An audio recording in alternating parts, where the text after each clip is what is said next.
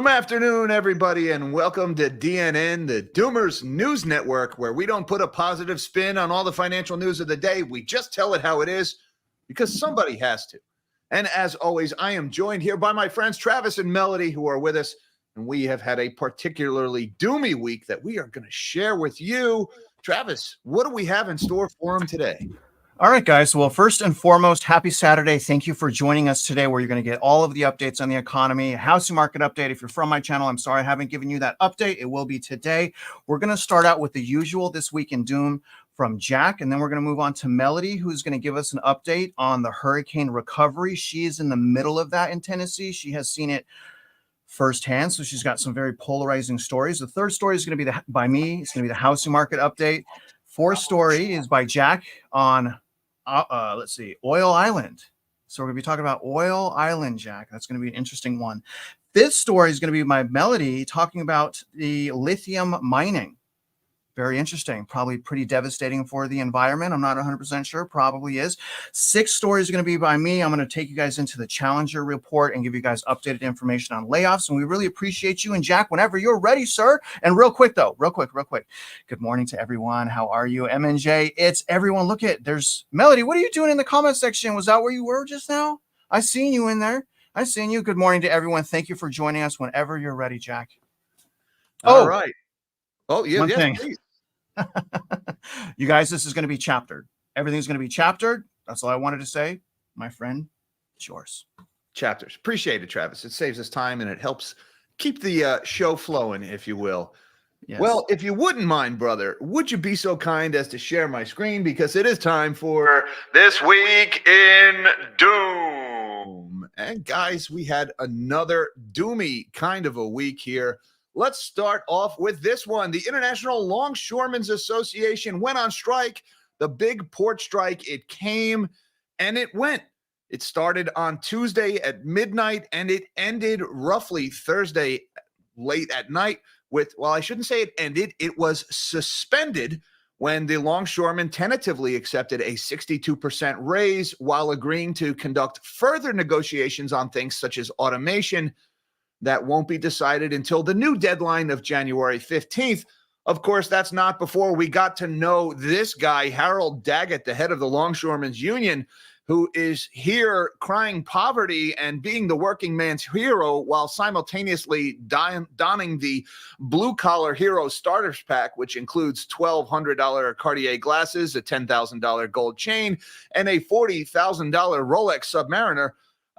The country got to know this guy over the last couple of days, and well, it was kind of comical. And also, before the strike ended, we didn't have to wait long before we got another exercise in this study in human stupidity. The panic buying of toilet paper and paper towels, for whatever reason, started up again this week over the longshoreman strike, even though we don't import paper towels and we don't import toilet paper. That still didn't stop people from running to Costco and panic buying that stuff. I'm sure psychologists will be studying this behavior for years to come. I just don't get it, but there it is. Also going on this weekend, we had some pretty bad news for Apple. Barclays came out with a note on Tuesday. They've done some channel checks that indicate Apple has cut production of the iPhone 16 by up to 3 million phones. The demand for the iPhone 16 has thus far been lackluster, mainly, at least it's believed that this is because the much-hyped Apple Intelligence AI features don't work yet, and they'll be rolled out with software updates at a later date. Initial indications are that sales of the iPhone 16 are tracking to be down about 15% versus the sales of the iPhone 15, which itself was not really that successful of a product. Also going on this week, we got some pretty doomy news from car maker Stellantis, which is the owner of Dodge, Jeep, and Ram, among other brands. Stellantis has cut their profit forecast significantly due to weak global demand and stiff competition from China. Instead of forecasting positive free cash flow of $5 to $10 billion for the year, Stellantis is now saying they expect negative free cash flow of about $5.5 to $11.1 billion. So there is more doom in the automaker here. Also, we have stories just broke yesterday about drastic cost-cutting measures known internally as Doghouse at Stellantis, which basically means they are scrutinizing their spend and just not going to order parts if they don't absolutely need them. And last but not least, the story broke late yesterday that Stellantis is suing the United Auto Workers Union over threats that the UAW may go back on strike. Now, there's been a lot of back and forth between Stellantis and the union. The union is accusing Stellantis of not keeping promises that were made as part of their big labor agreement last year, the last time the UAW was threatening to go on strike. Since then, Stellantis has agreed to make investments in new production lines and expanding EV capacity. That was before stories about EVs piling up at dealers and unwelcome inventory growth started to break. So now Stellantis is delaying those investments. The UAW is threatening to go back on strike because those delays are a violation of the agreement. And now Stellantis is suing the union for threatening to go on strike. It is quite a mess in the auto industry, guys. Keep an eye on this story because it just keeps getting worse. Also, we got story from Nike this week. More bad news for the consumer as my cat wanders in here and starts attacking my feet. Sorry about that, guys. Nike on Wednesday withdrew their profit guidance for the year. They postponed their Investors Day, and they reported a 10% year-over-year decline in revenue. Bad news from Nike indicating weakness in the apparel sector as consumers are in debt and out of cash. And this story was being spun as something like a clean slate for the new CEO, Elliott Hill, who will be taking over at Nike in the coming months. So more bad news on the consumer front. And then on Wednesday, we got the vice presidential debate between J.D. Vance and Tim Walz. And guys, this was a very not doomy event. Actually, it was so not doomy that everybody was kind of caught off guard by this. It was unusually civil and polite. And instead of lobbing insults and, self-congratulatory talking points, we actually got a lot of policy discussion. It really caught a lot of people off guard. And people kind of liked it. And it had a lot of people saying, hey, is it too late to drop those other two and just make this the ticket for the year? So some of the highlights from the debate, we had Tim Walz was noticeably a little slow and stuttered, looked a little bit like a deer in headlights in the early sections of the debate. He kind of found his stride as the night progressed, and he got better, but that slow start hurt him a little bit. Vance was perceived as being a little bit more smooth and collective, and it actually gave him a chance to talk to people instead of just the media talking points that he's weird and basically a neo-Nazi incarnate. He obviously came across as much better than that. Moderators from CBS News embarrassed the entire journalism industry once again by stepping in on Walz's behalf and attempting to fact-check J.D. Vance. Of course, Vance was not having it, and he fact-checked the fact-checkers on that issue of legal status of migrants. Walz was also caught lying about being in Tiananmen Square during the massacre. He wasn't, and he looked very uncomfortable when pressed about that. Vance took a lot of heat for his non-answer on the January 6th issue and acknowledging whether or not Biden won the election in 2020. So Vance lost points when he ducked that question.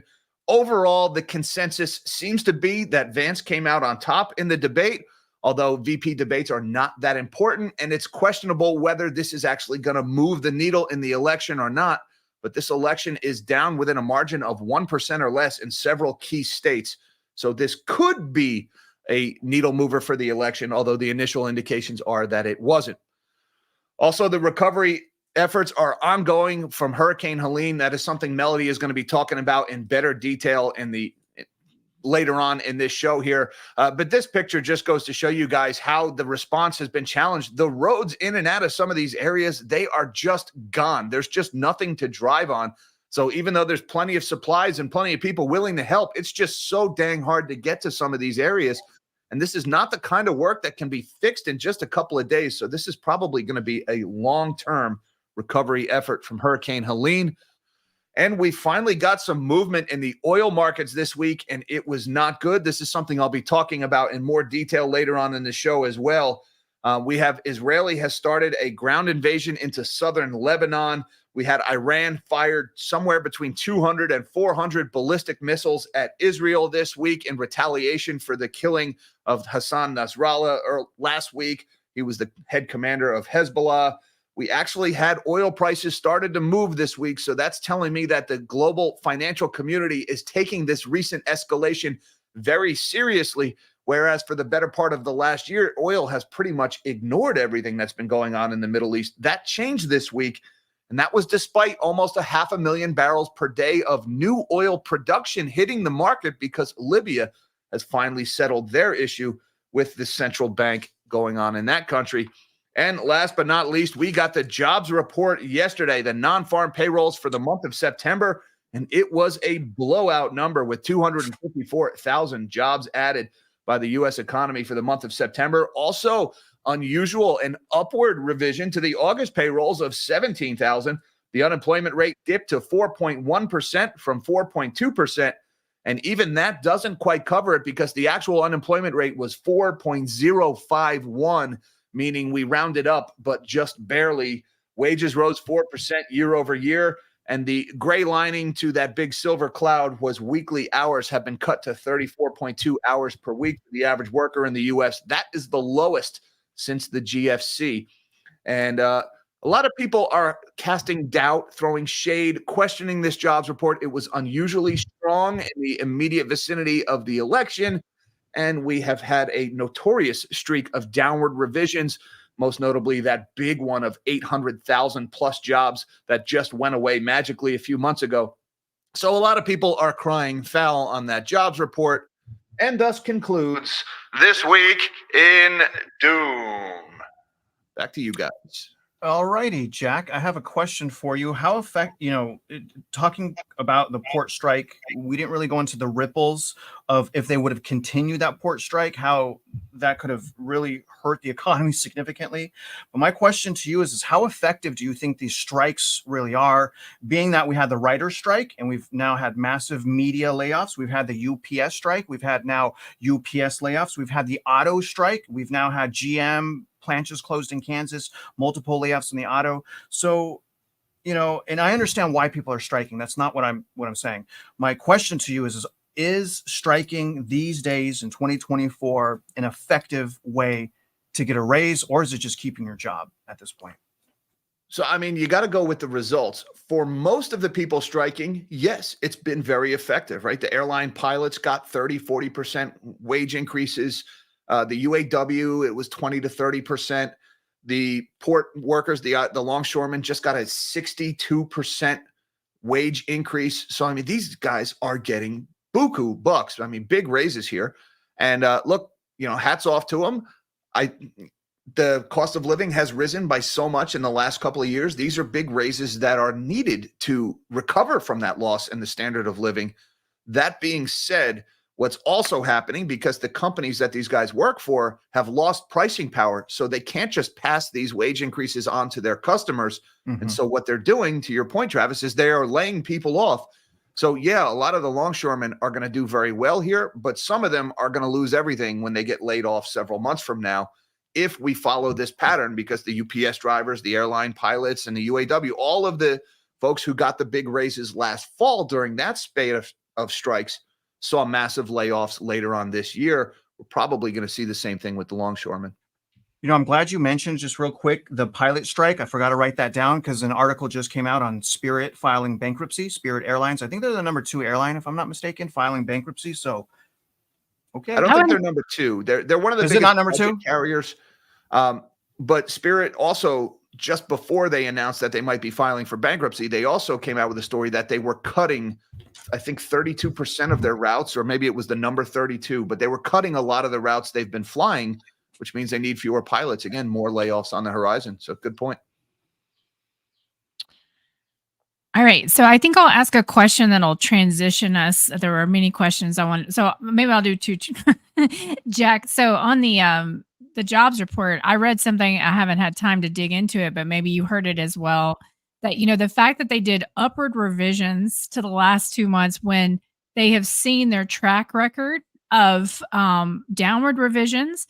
And we know the reason that they do up revisions of any sort is when they get additional data from either private companies or the government.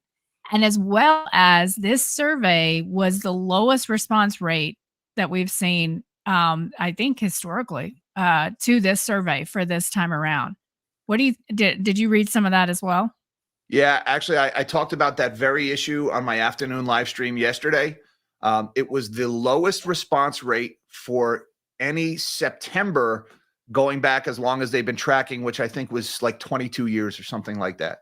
And it was only like 60% response rate.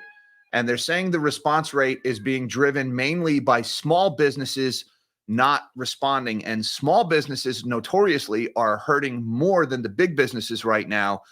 Big businesses can access debt markets, raise money through bonds and share issuance, whereas small businesses don't really have those avenues. So a lot of the layoffs we've been seeing are into smaller mom and pops, or at least that's the theory. And that's been the explain away or the excuse for these big downward revisions. So if you've got the lowest response rate of any September and the low response rate is the reason for the downward revisions, you can expect big downward revisions to this number. On top of that, September is a notoriously difficult month to seasonally adjust because September is that month where all the summer jobs go away and the teachers all go back to work.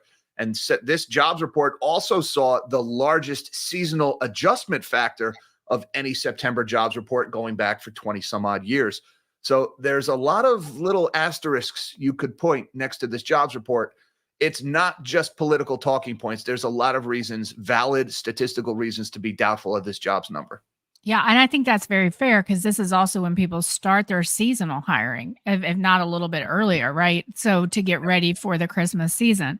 So I think you're pointing out, this is where it gets so difficult to kind of figure out, okay, is this intentional or is this just, kind of the nature of the beast? And I think we have to keep an open mind about that as well, because this is hard. We don't have ways to really measure this data. But it seems like Travis wants to focus on this comment for a second. Go ahead. Jack. She knows me well. She knows me. But no, I had a question. Well enough to know. Jack, can you confirm this on the screen? Was 80% of the new jobs the government? Yes. Really? It was. Now, again, there was huge gains in government jobs, but this is again where you have to get into that seasonal adjustment. Remember, all the teachers are going back to work right now, and teachers are government jobs. And if you look within the breakdown of the 86% being government jobs, I didn't see that 86% number, but yeah, there were some huge gains in government jobs. And most of those were state and local, which is what would include your teachers. So that's where it's like, it's not just necessarily federal government spending that's driving these government jobs. You did have things like a lot of construction jobs added. I think federal government spending is contributing to that. You had a lot of jobs added in healthcare. Government spending contributes to that. The thing that jumped out at me the most that I really doubted was the big gains in leisure and hospitality, because everything that I've seen, the restaurant and the hotel industry is hanging by a thread right now. And that number just did not pass the sniff test to me, that all of a sudden restaurants and hotels are doing all of this hiring after one of the worst summer seasons they've had in decades. That didn't really pass muster for me. And I completely agree, Jack. And I also find it interesting, right? Like that's going to be the biggest drop next month because Asheville, their peak tourist season is October, kind of around this time. And what has been destroyed, what a lot of people don't understand is not just Asheville, it's Banner Elk, it's Chimney Rock, it's all these little tourist towns boomed. So essentially it's tourism year round. That's why people bought so many Airbnbs here, is because, in the winter they have skiing, in the spring, just the trails, the Blue Ridge Parkway, all of this is just unbelievable. In the summer, same, that just continues, but then in the fall, you do the leaves and things like that. And so this place, I haven't seen numbers yet. I'm trying to get them, just the amount of revenue they generate for tourism. That's going to be a huge hit, and so many jobs lost because so many places don't exist anymore, right? And so I can guarantee you when we start to see, what's the cutoff period? So it's October. We got it on so we'll see that job loss in next month's number, right? Yeah. Melody, talking about next month's number, there's a lot of reasons next month's number could be all over the place, right? Yeah. obviously what happened with Hurricane Helene, that's definitely going to affect your job numbers next month. The Boeing strike, the longshoreman strike. The longshoremen probably not so much, but the Boeing strike will definitely show up next month in the numbers. Right. Also, the big seasonal adjustment factor and the low response rate, the big revisions probably shows up in next month's report. And next month's report is a day or two before the election. So it's going to be messy. If there are questions about this jobs report, you better believe there's going to be a lot of questions about next month's as well. So we got some messy data ahead of us, guys. Agreed. And then my third, it's kind of now my third sort of point that'll bring us into the second story is, I could not believe seeing the remarks from the FEMA director, that they're out of money. And so I can tell you, I'm more worn out probably from some of the what's happened on social media than I am from my personal experience, which was very taxing. Don't get me wrong, but nothing compared to most people. But just what I saw and what was going on social media was just so insane. And so just the hate, like day one, and it was on both sides. And I think everyone knows this show, we don't have any truck with either one of those candidates. Like we definitely call both sides out for, and we believe, honestly, more and more I see this as a uni party, right? It's just one party wanting the same thing. So, but I just could not believe how much vitriol and hatred was out there. Day one, it's like, well, that's what they get for being Trump supporters. But we have to also remember that a lot of those people probably aren't even human. That's a bot saying something horrible to stir us all up, like the Yellow Jackets are being stirred up in North Carolina right now, and they're having to give out 5,000 EpiPens. That's another story. But anyway, to stir everybody up and get them yelling at each other so they aren't paying attention to what's important. And guys, the numbers don't lie. And what I'll say is, you can look at Katrina. And why am I looking at Katrina? Because of so much flooding. So that's a very similar type situation where you've got flooding. It's not just about wind damage. This is about massive, large scale flooding and infrastructural damage. But Katrina was impacted about 1 million people. We are at the point where this is almost 4 million people, and those numbers will probably grow in terms of that was the initial power outage. And we can see absolutely that by day 7 of Katrina, there were 22,000 National Guard in New Orleans. Now, could they have been lying about those numbers back then? Maybe, but 22,000. And then there were 4,000 Coast Guard and 5,000 FEMA. Right now, we have basically 7,500 National Guard, and I think 1,000 FEMA, and they may have upped that a tiny bit. I don't think so. And then they have like local other organizations that are so you can say basically about 10,000 people at the moment. Okay. And also during Katrina, and I've had many followers comment on this because they were in some sort of reserves or army. They were deployed, like airborne units were deployed. We did not see anything like this, guys. And I was just talking to Jack before the show, where I am in Johnson City, Tennessee. So we got a lot of damage, slight flooding, but mainly trees down. Just, and I go through this in my Substack if people want to read it. It's completely free this week. So please go read it. But essentially, you had some downed trees. But I live right next to the county that had massive flooding. I'm 59 miles west of Asheville. I'm 10 miles north of Unicoi, where the people were rescued off the roof of the hospital, and those people died in the plastics plant who were told they could not leave. Or, people are saying, well, they weren't told that explicitly, but I don't know about you. Any hourly job I've ever worked, if I walked off the job without permission, I would be written up or fired. And that's just a tacit or implicit assumption that I'm making, right? So that was Unicoi County is only 10 miles away from me. I spent a lot of time there last week. I'll talk a little bit about that. And then you have Jonesboro, that's also 10 miles away. And what we have is access to highways. So we have a big north and south entry point for Highway 81. We can also access 26 and 40. So if you were going to have a base for rescue operations, this would be it. Charlotte is much farther away from Asheville, and that's a lot of terrain, mountainous terrain to get up to Asheville. Red Cross has its base here. But what I'm not hearing, what I've started to hear since the Biden aerial tour, I have started to hear heavier aircraft. For the first 6 days, I heard nothing like that. I was in Pennsylvania for Sandy. I was in Memphis when Katrina hit, and that was a base of operations there. So I saw all the first responders going down. Remember hearing all that aircraft.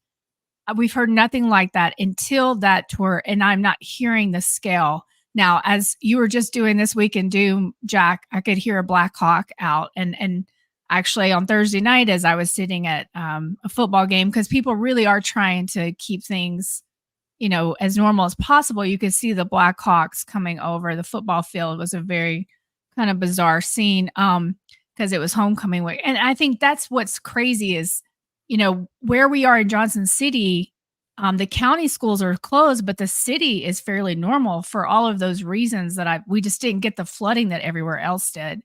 But, the flooding, guys, I cannot emphasize how bad it is. Like it just removed towns. And instead of doing what everyone is doing today or over the past week and showing those horrible images, I've seen enough. Like I've seen enough. I've talked to enough people. And if you guys haven't, we can give you some links, but the destruction is unfathomable. So what I wanted to talk about, what I want to just quickly talk about, going back to the kind of backlash on social media.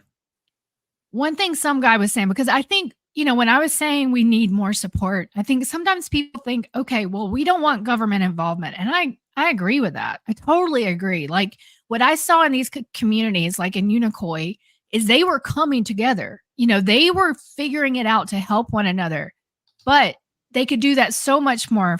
They could do that faster if they had the proper support, the proper vehicles. Yeah, you had a string of ATVs going up into these mountains, private people, private planes, all this, even though, a lot of them were being told to turn around or being told they were going to be arrested. And there's valid reasons for some of that, right? You don't want people to be doing crazy things and getting themselves hurt. So what I'm trying to say is this is a very complex situation.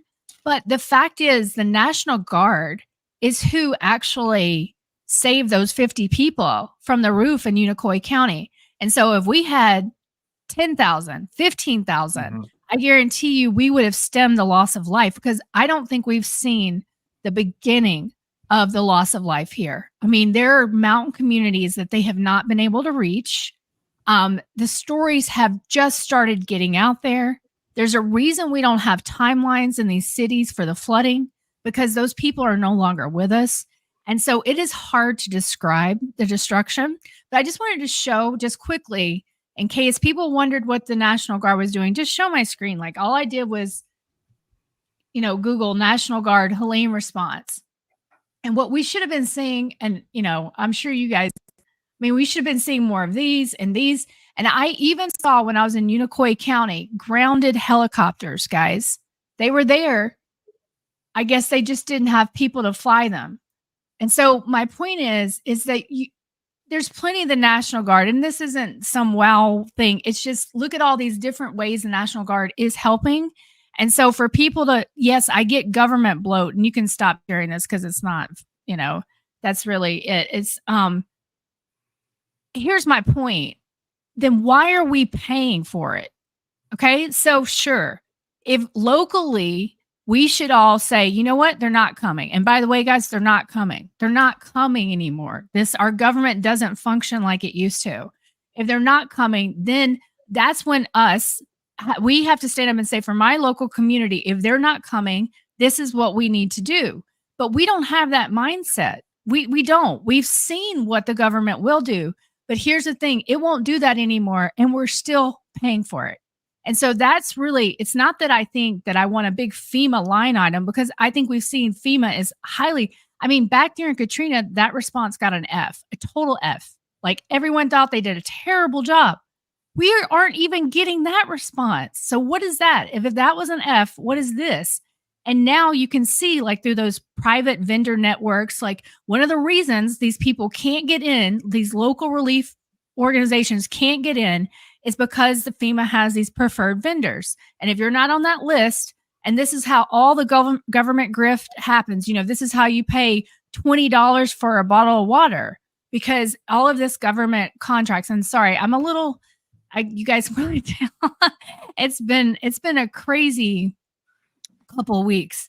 And I just think that all the hatred out there, is distracting us from a very real question, which is, okay, FEMA has no money, and we can all talk about the things FEMA has spent its money on. It's spent its money on,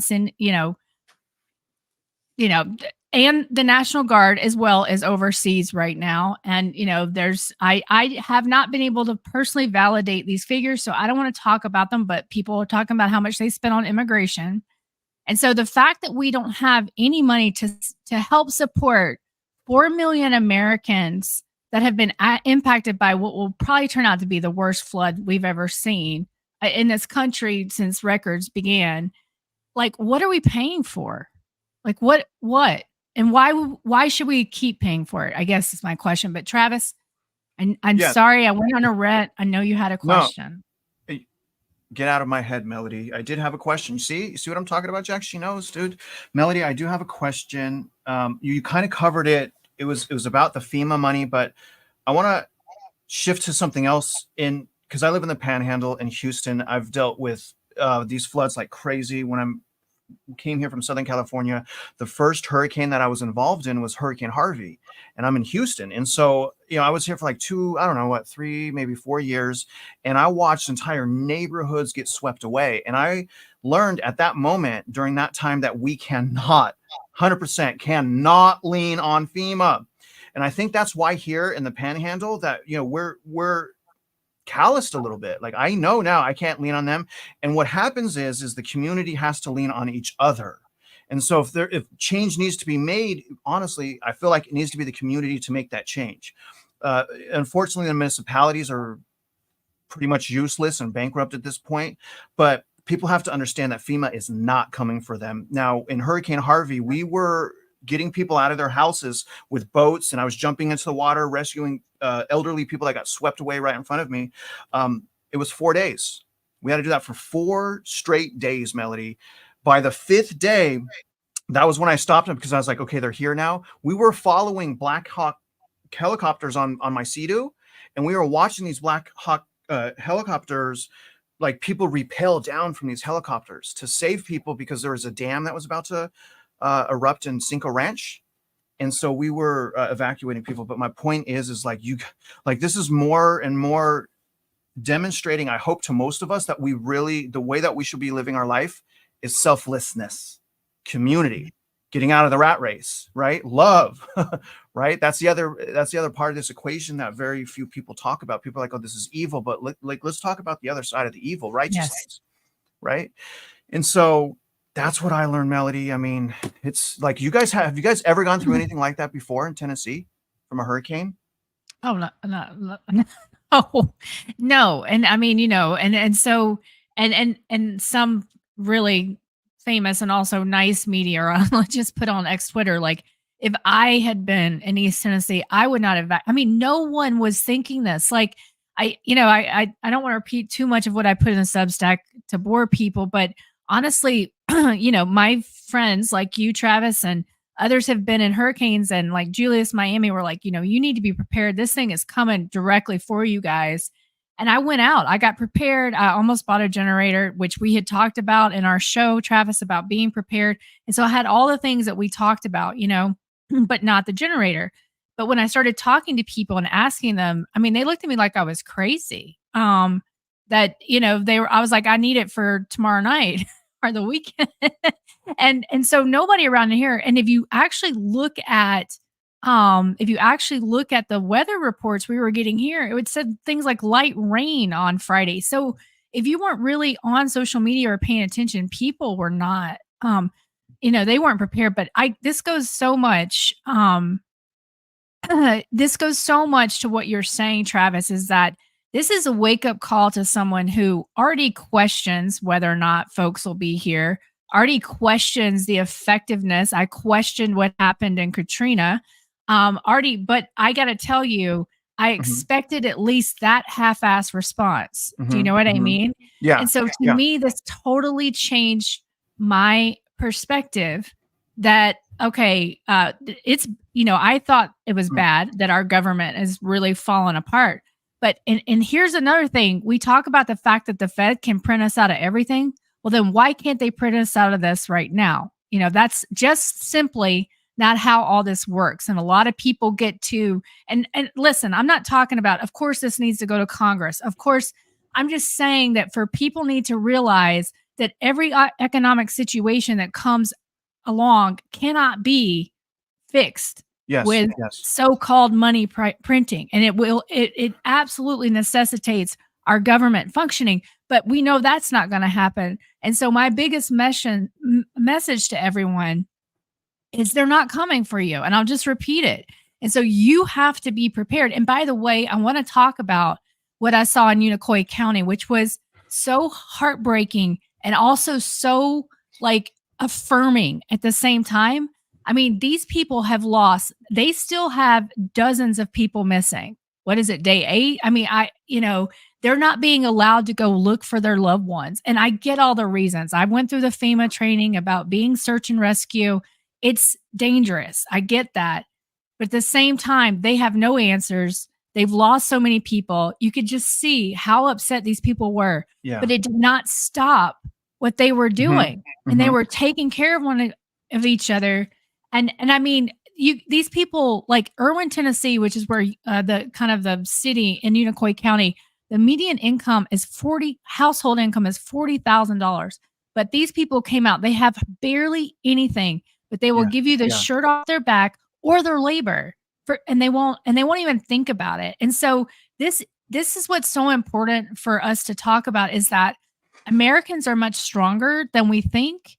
And when we come together and we get out from behind our computers or stop looking at our phones and we work together as communities, we can achieve great things. And that is really one of the, and I'll be talking in just a second about how you guys can give, and I'll give you a whole bunch of different options because giving is very personal and we've all been burned by giving to the wrong cause or by helping the wrong person. And so we'll talk about that in a minute. But so go ahead. Melody, real quick. I think go ahead. You hit the nail on the head, something perfect. You just hit my heart. You reminded me what I learned during Hurricane Harvey that I was just talking about. My perspective changed on how strong and important community is. Like you were just saying to all the viewers, everyone came out. I have my Hurricane Harvey award behind me. I can show you guys. I'm not lying. We helped 88 people. Myself pulled 88 people out. The community came together. So the biggest surprise for me, and I want to ask you, was again, I'm from SoCal. Okay, so I come here. Number one, the lack of officials helping us. There was like no one there. And number two, how the community came out for everyone. The love in the air was amazing. And to me, it's like it showed me like the division is all imaginary. The division, they're trying to keep us divided because the reality is when people see people in need, most of the time, people will be there. And so my question for you, Melody, is through this devastation and catastrophe, did it change your perspective on community?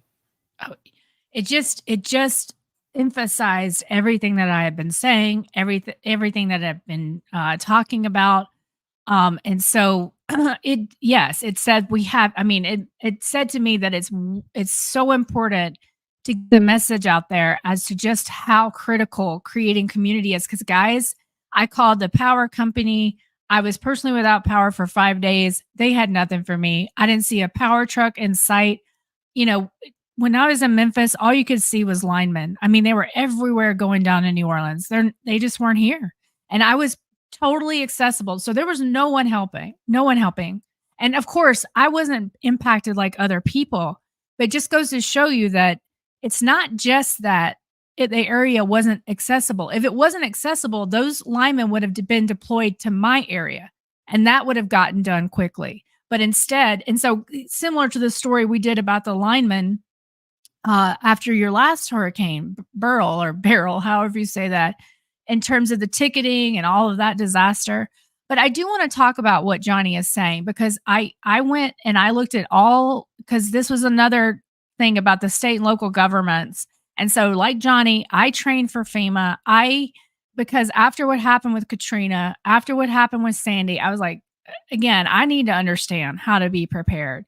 But yes, the state and local governments do have to help, but a lot of these requests have been made, and they're and not yet addressed. And do I have a list of every single one of those? No, but I can tell you absolutely that Tennessee's request for federal system assistance was out there without an approval on September 30th. Now, I can't track all of this. I'm just one human. I can't dispel every single myth around this, but I agree. It is, I think the bigger point is, as opposed to pointing fingers, is that the system that we have simply doesn't work. Is it the federal government's fault? Is it the state's fault? Is the local government's? I think, Travis, with everything that you have been showing about, our state and local county officials, we can't trust them either. So it has to come back to, so I think everybody who has their finger in the pie is a problem in the situation. If they have their finger in the pie, they're a problem. So it is up to us to change this, which means we have to come out for our local elections. We have to start going to city council meetings, and we have to start getting involved about the future of our communities before they're wiped off the face of the map. And I'm not kidding. There are communities that will never come back that have been destroyed because it just won't be economically feasible. Sorry, that was a crazy rant, and I apologize, but I'm tired. You're on mute, Jack. Yeah, I'm muted. Thank you for sharing that. And I know this is deeply personal for you because you've lived it and you've seen it. I just want to double down on what Johnny Fly is saying. And Johnny, you're exactly right that ultimately the authority lies with the state and local. That's the National Incident Management System, or NIMS, is what we use to manage emergencies, everything to, an auto accident, a minor fender bender, a house fire, all the way up to these widespread emergencies, because your local first responders are your most equipped in the area already, and they know the area, so they're the best people to deal with this. Now, in this role, with an incident so big, FEMA's role is the rich uncle, if you will, right? Whereas your first responders at your local level are the people who are actually doing the work, but like, oh, we don't have enough trucks. All right. So they're supposed to be able to go up their chain of command through the state and say, we need more trucks. The state, if they don't have them, they go to FEMA, and FEMA gets them. FEMA needs to be responsive to those needs quickly. That's the role. FEMA doesn't come in and say, okay, local commanders, get up. You guys are out of here. We're in charge now. That's not how they roll. They come in and they say, local commanders, what do you need? Now, with Hurricane Katrina, which was a very widely critiqued and criticized and Monday morning quarterbacked, you had a city below sea level. After the hurricane came in and flooded the city and moved on, the water didn't drain away. It stayed. It's a bowl. And so they needed the water gone, and the response couldn't even begin until they got the water the hell out of the city. It took them weeks to pump it out. Meanwhile, all the people were stranded in the Superdome and obviously everything that happened. And then, of course, the political and the media ran with it, as they always do, depending on who's the incumbent party, of course. So that really aggravated the response. And of course, the federal government doesn't have a standby solution to pump out an entire city. And so it was widely criticized. Now, right now, what the responders, especially in and around Asheville, need is roads, because you can't airlift in supplies to support a whole city. I mean, we tried that with Berlin during the Cold War and everything. It's really hard. And so they need the roads cleared. FEMA doesn't, or not FEMA, state and local resources cannot build overpasses in 3 or 4 days. The only people who can really overcome the logistical challenges that are being faced in cities like Asheville right now is the U.S. military. So what FEMA needs to do is they need to get the military involved to restore access so the dang trucks can get in there. That is what these people need the most. Local incident commanders don't have the resources to get an overpass built or to get a riverside road rebuilt. I mean, you saw some of the images. You can't just repave. The ground is gone. The river took it away. So you got to bring in mountains of earth before you can even pave over that. The military is the only people who are capable of doing something like that in a short order And even then, that's only a temporary thing. And then you got to get the DOT involved after the fact. So this situation kind of resolves Katrina in that after the storm is gone, you're left with this logistical nightmare. With Katrina, it was the water still in the city. With Helene, it's the fact that the roads are gone. That impedes your response. That needs to be overcome first. And we have not been able to do that yet. And of course, the finger pointing is already starting, as is natural. People are angry and people are passionate. And then Mayorkas didn't help with his, my opinion of what Mayorkas pulled with that stupid talking point is he was trying to score cheap political points. I think it was meant to be like the Republicans in Congress won't give us the money that we want. And well, it blew up in his face because he just shined a light on the fact of all the other things FEMA has been spending money on. I don't think that was an official FEMA position. I think that was a political idiot making a stupid comment, trying to score cheap political points. And a day later, FEMA tried to walk it back and say, nope, we have funds. We're good. Never mind what this politically appointed imbecile said in the media. So, guys, there's obviously a lot of passion around the subject. And because prior storms have been politicized to great effect, that's going to happen again. Just try to recognize the scale of this problem. There is no off-the-shelf solution. That's correct. And that's all. I wish you guys luck. Thank you. And I think work cut out for you. Yeah, we have our work cut out for us. And I think that is my biggest point. It's not, I think Johnny is absolutely right. I think it's on all sides, again, whoever's got their finger in the pie, but also it's on us for letting them put their fingers in the pie and not doing something about it. We have to start fighting this locally. And that's one of the reasons I respect so much what you do, with the fire department, Jack, where you are and things like that. So, however we can get involved. So guys, as I was going through this, it was, I was not, obviously I didn't lose my home. I didn't come close to the kind of stress of the people that I'm talking to and what's happened to them and their families. But I felt very hopeless because I didn't know what to do, because you could tell people were getting turned away. It was just really hopeless. And then a couple of my followers reached out to me. One of them is on the live chat right now.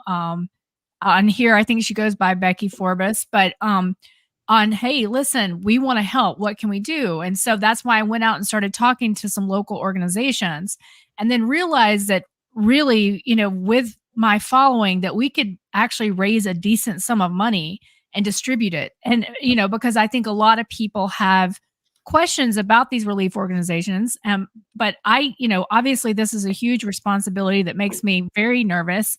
And so I'm going to be kind of putting a lot of parameters around this money that I'm so there's a few ways that I'm going to tell you about how you could, through me, contribute. And then other ways, if you don't feel comfortable with that, which I 100% respect and understand, because anytime you give people money, that's just, it's just, we're all human, right? So quickly, so there is a GoFundMe. We've put that in the show notes that I will be partnering with a couple of folks that contributed.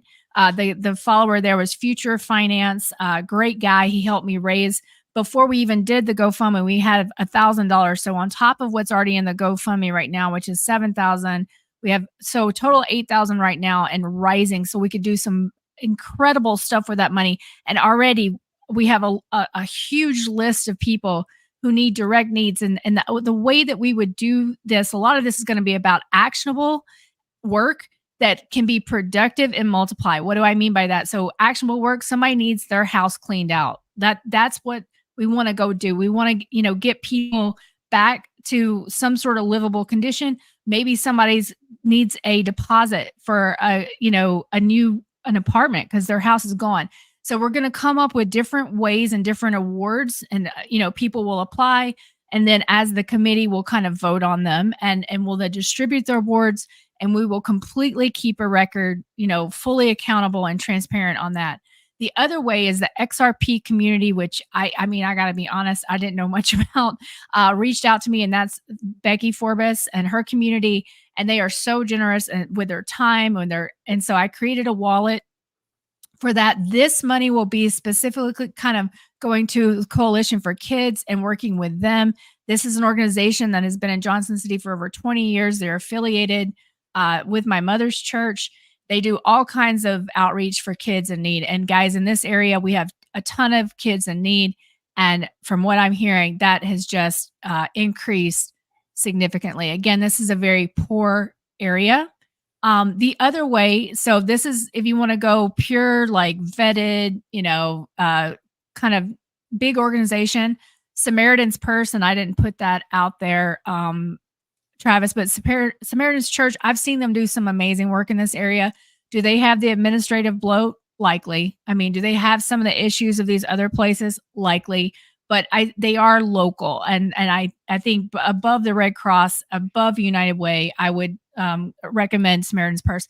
And then if you want some ideas about who you could give to locally, and you want to contact them yourself and vet them yourself, because there are a ton of great little local organizations like Care and Share and Unicoi. This place has been serving that community for a very long time. I'll get that link to Travis. I didn't give it to you, but these are good people. I sat down and talked to them. And that's the other way that GoFundMe money will be used, is we'll be giving it out to these little smaller organizations as well that need it for specific things, guys, actionable results that can multiply and, not benefit just one person, but really benefit the community. And then we included, there's a Lincoln County, North Carolina airport that's taking donations for jet fuel for these smaller planes to get out to the community. So I want to just give everybody a whole bunch of options of ways to help. But, I'm here, and the plan is we're just going to get deployed into the community, doing productive work that's going to get these people back on their feet. And that'll be our focus. Very good. Very good. And again, guys, that's in the description. Just hit more under the video if you guys want to contribute. It's all in the description. Jack, did you have anything? I would just also add, guys, if you're not sure how you want to contribute, you could also check with your local Rotary clubs. Rotary International is a network of independent charities that are all local centric. They are largely volunteer. They have some of the lowest overhead costs of any of the nonprofit organizations that are out there. Almost everything you give to a local Rotary club ends up in the form of services. They have very few paid members. And I'm willing to bet wherever you are, whatever you're watching from, you've probably got a local Rotary club that is already doing something towards this hurricane relief effort. You could also reach out to them. Yeah. Or your church or what, I'm sure they're doing something. Yeah. You guys caught me slipping. I was about to take a drink or something. Big shout out. Thank you, Ham, for the super chat. 300 watching, less than 100 likes. Tis. That wasn't me saying that, guys. I just appreciate you being here. Ham, thank you for the support. It means a lot to each and every one of us. So you guys ready for me to go in the house market? We are. Cheers, Ham. Okay. All right, guys, we're going to start. Let me do the timestamp just real quick. And we're going to start the housing market update. And there's really two things that I'm hoping as viewers that you guys are going to walk away with today. So 2 points I want to make. Number one is, are the lower interest rates? Well, first of all, are the interest rates even lower than what they were than when the Federal Reserve started cutting rates? No, they're not. But I want to be able to answer the question, are these lower rates bringing back more inventory, or is it bringing back more demand? And which one is more, right? Because we have the golden handcuff effect. And then we have people can't afford a house, right? So we're going to go into the data. We'll figure out what is happening with these lower interest rates exactly. And then the second thing I want you guys to realize is I'm going to do a quick presentation on how to use the math and look under the hood in a hyper localized way. So obviously the housing market is full of many different markets within it. And I'm going to show you guys behind the scenes on how to go hyper local and use math to understand what's going on in your local market. All right. So I'm going to take you into the MLS, but I'm going to start by accessing Redfin here real quick. Melody, where did you go? We lost you. So I'm going to start this right now. Melody. Where's Melody? All right, let me throw this up here real quick, guys. She'll be so back. We're going to start, guys, I'm going to jump into Redfin, and I'm going to go through this very, very quickly. And then again, eventually just getting to the MLS. Now, here's Redfin's most recent update. This is what this is saying, guys. September was a turning point for demand with pending home sales flat. So it was a turning point, but again, do you see what I'm talking about, Jack? So it's a turning point, but pending sales are still flat. Anyways, after 9 months of declines and tours hitting highest levels since April. Now, real quick, pending home sales, again, are flat from a year ago, making the first time since January. They haven't declined on a local level. Sales are increasing, according to this, in most major metro areas. Other demand indicators like home tours and mortgage rate locks are also improving as mortgage rates drop to their lowest level in 2 years. So you really got to go under the hood here because this is all optimism. There's no caution there. That was all optimism. So again, we'll go under the hood. But I wanted to read this week's fear of missing out statement from the realtors. If you guys are a realtor, you're watching this, don't be like these people. Just use the math, guys, and take care of your community. Really, all you need to do to be successful in real estate is you got to be an honest, forthcoming person and just use the math. That's it. Don't the house sells itself. Just use the math and help people not commit financial suicide. Okay, because a lot of people are, not all, but a lot of people are. So this is what the agent is saying this week, guys. There's no doubt demand has picked up since the Fed's interest rate cut. But I highlighted this statement because this statement is so, I almost said the S word. This statement, and I'll change the S word. The statement is so silly, it's hard for me not to roll my eyes because remember, you guys, after the Fed cut interest rates, the residential mortgage rates went up. So we're about 30, 40 basis points higher than after that federal interest rate cut. So that's completely foolish. I hate hearing things like that because they're not paying attention to anything. They're just cheerleading. Falling rates are an incentive for homeowners to sell too. And I'm glad it brought that up because that's a golden handcuff effect that we'll take a look at here in a minute, because they know demand is coming back and they feel less locked in by the relatively low rate. I don't even know what this means, but many people still have an ultra low mortgage rate from a few years ago and they're not quite ready to let go. So that's what we call the golden handcuff effect. Now, I'm going to go over this very quick. Like I said, leading indicators. Here's what I want you guys to understand about the leading indicators. As far as mortgage interest rates, they're comparing right here year over year data. So this time last year, residential mortgage rates were 7.61. Right now, this is the daily average, we're at 6.25. Okay, so the difference in those two things, guys, is 136 basis points. So generally, 136 basis points translates into additional purchasing power. So you get or you take away purchasing power depending on which way the rates are going. If they go up, you lose purchasing power. If they go down, you gain purchasing power. So the amount of purchasing power that was gained from 7.61 to 6.25 in just 1 year is 13.6%.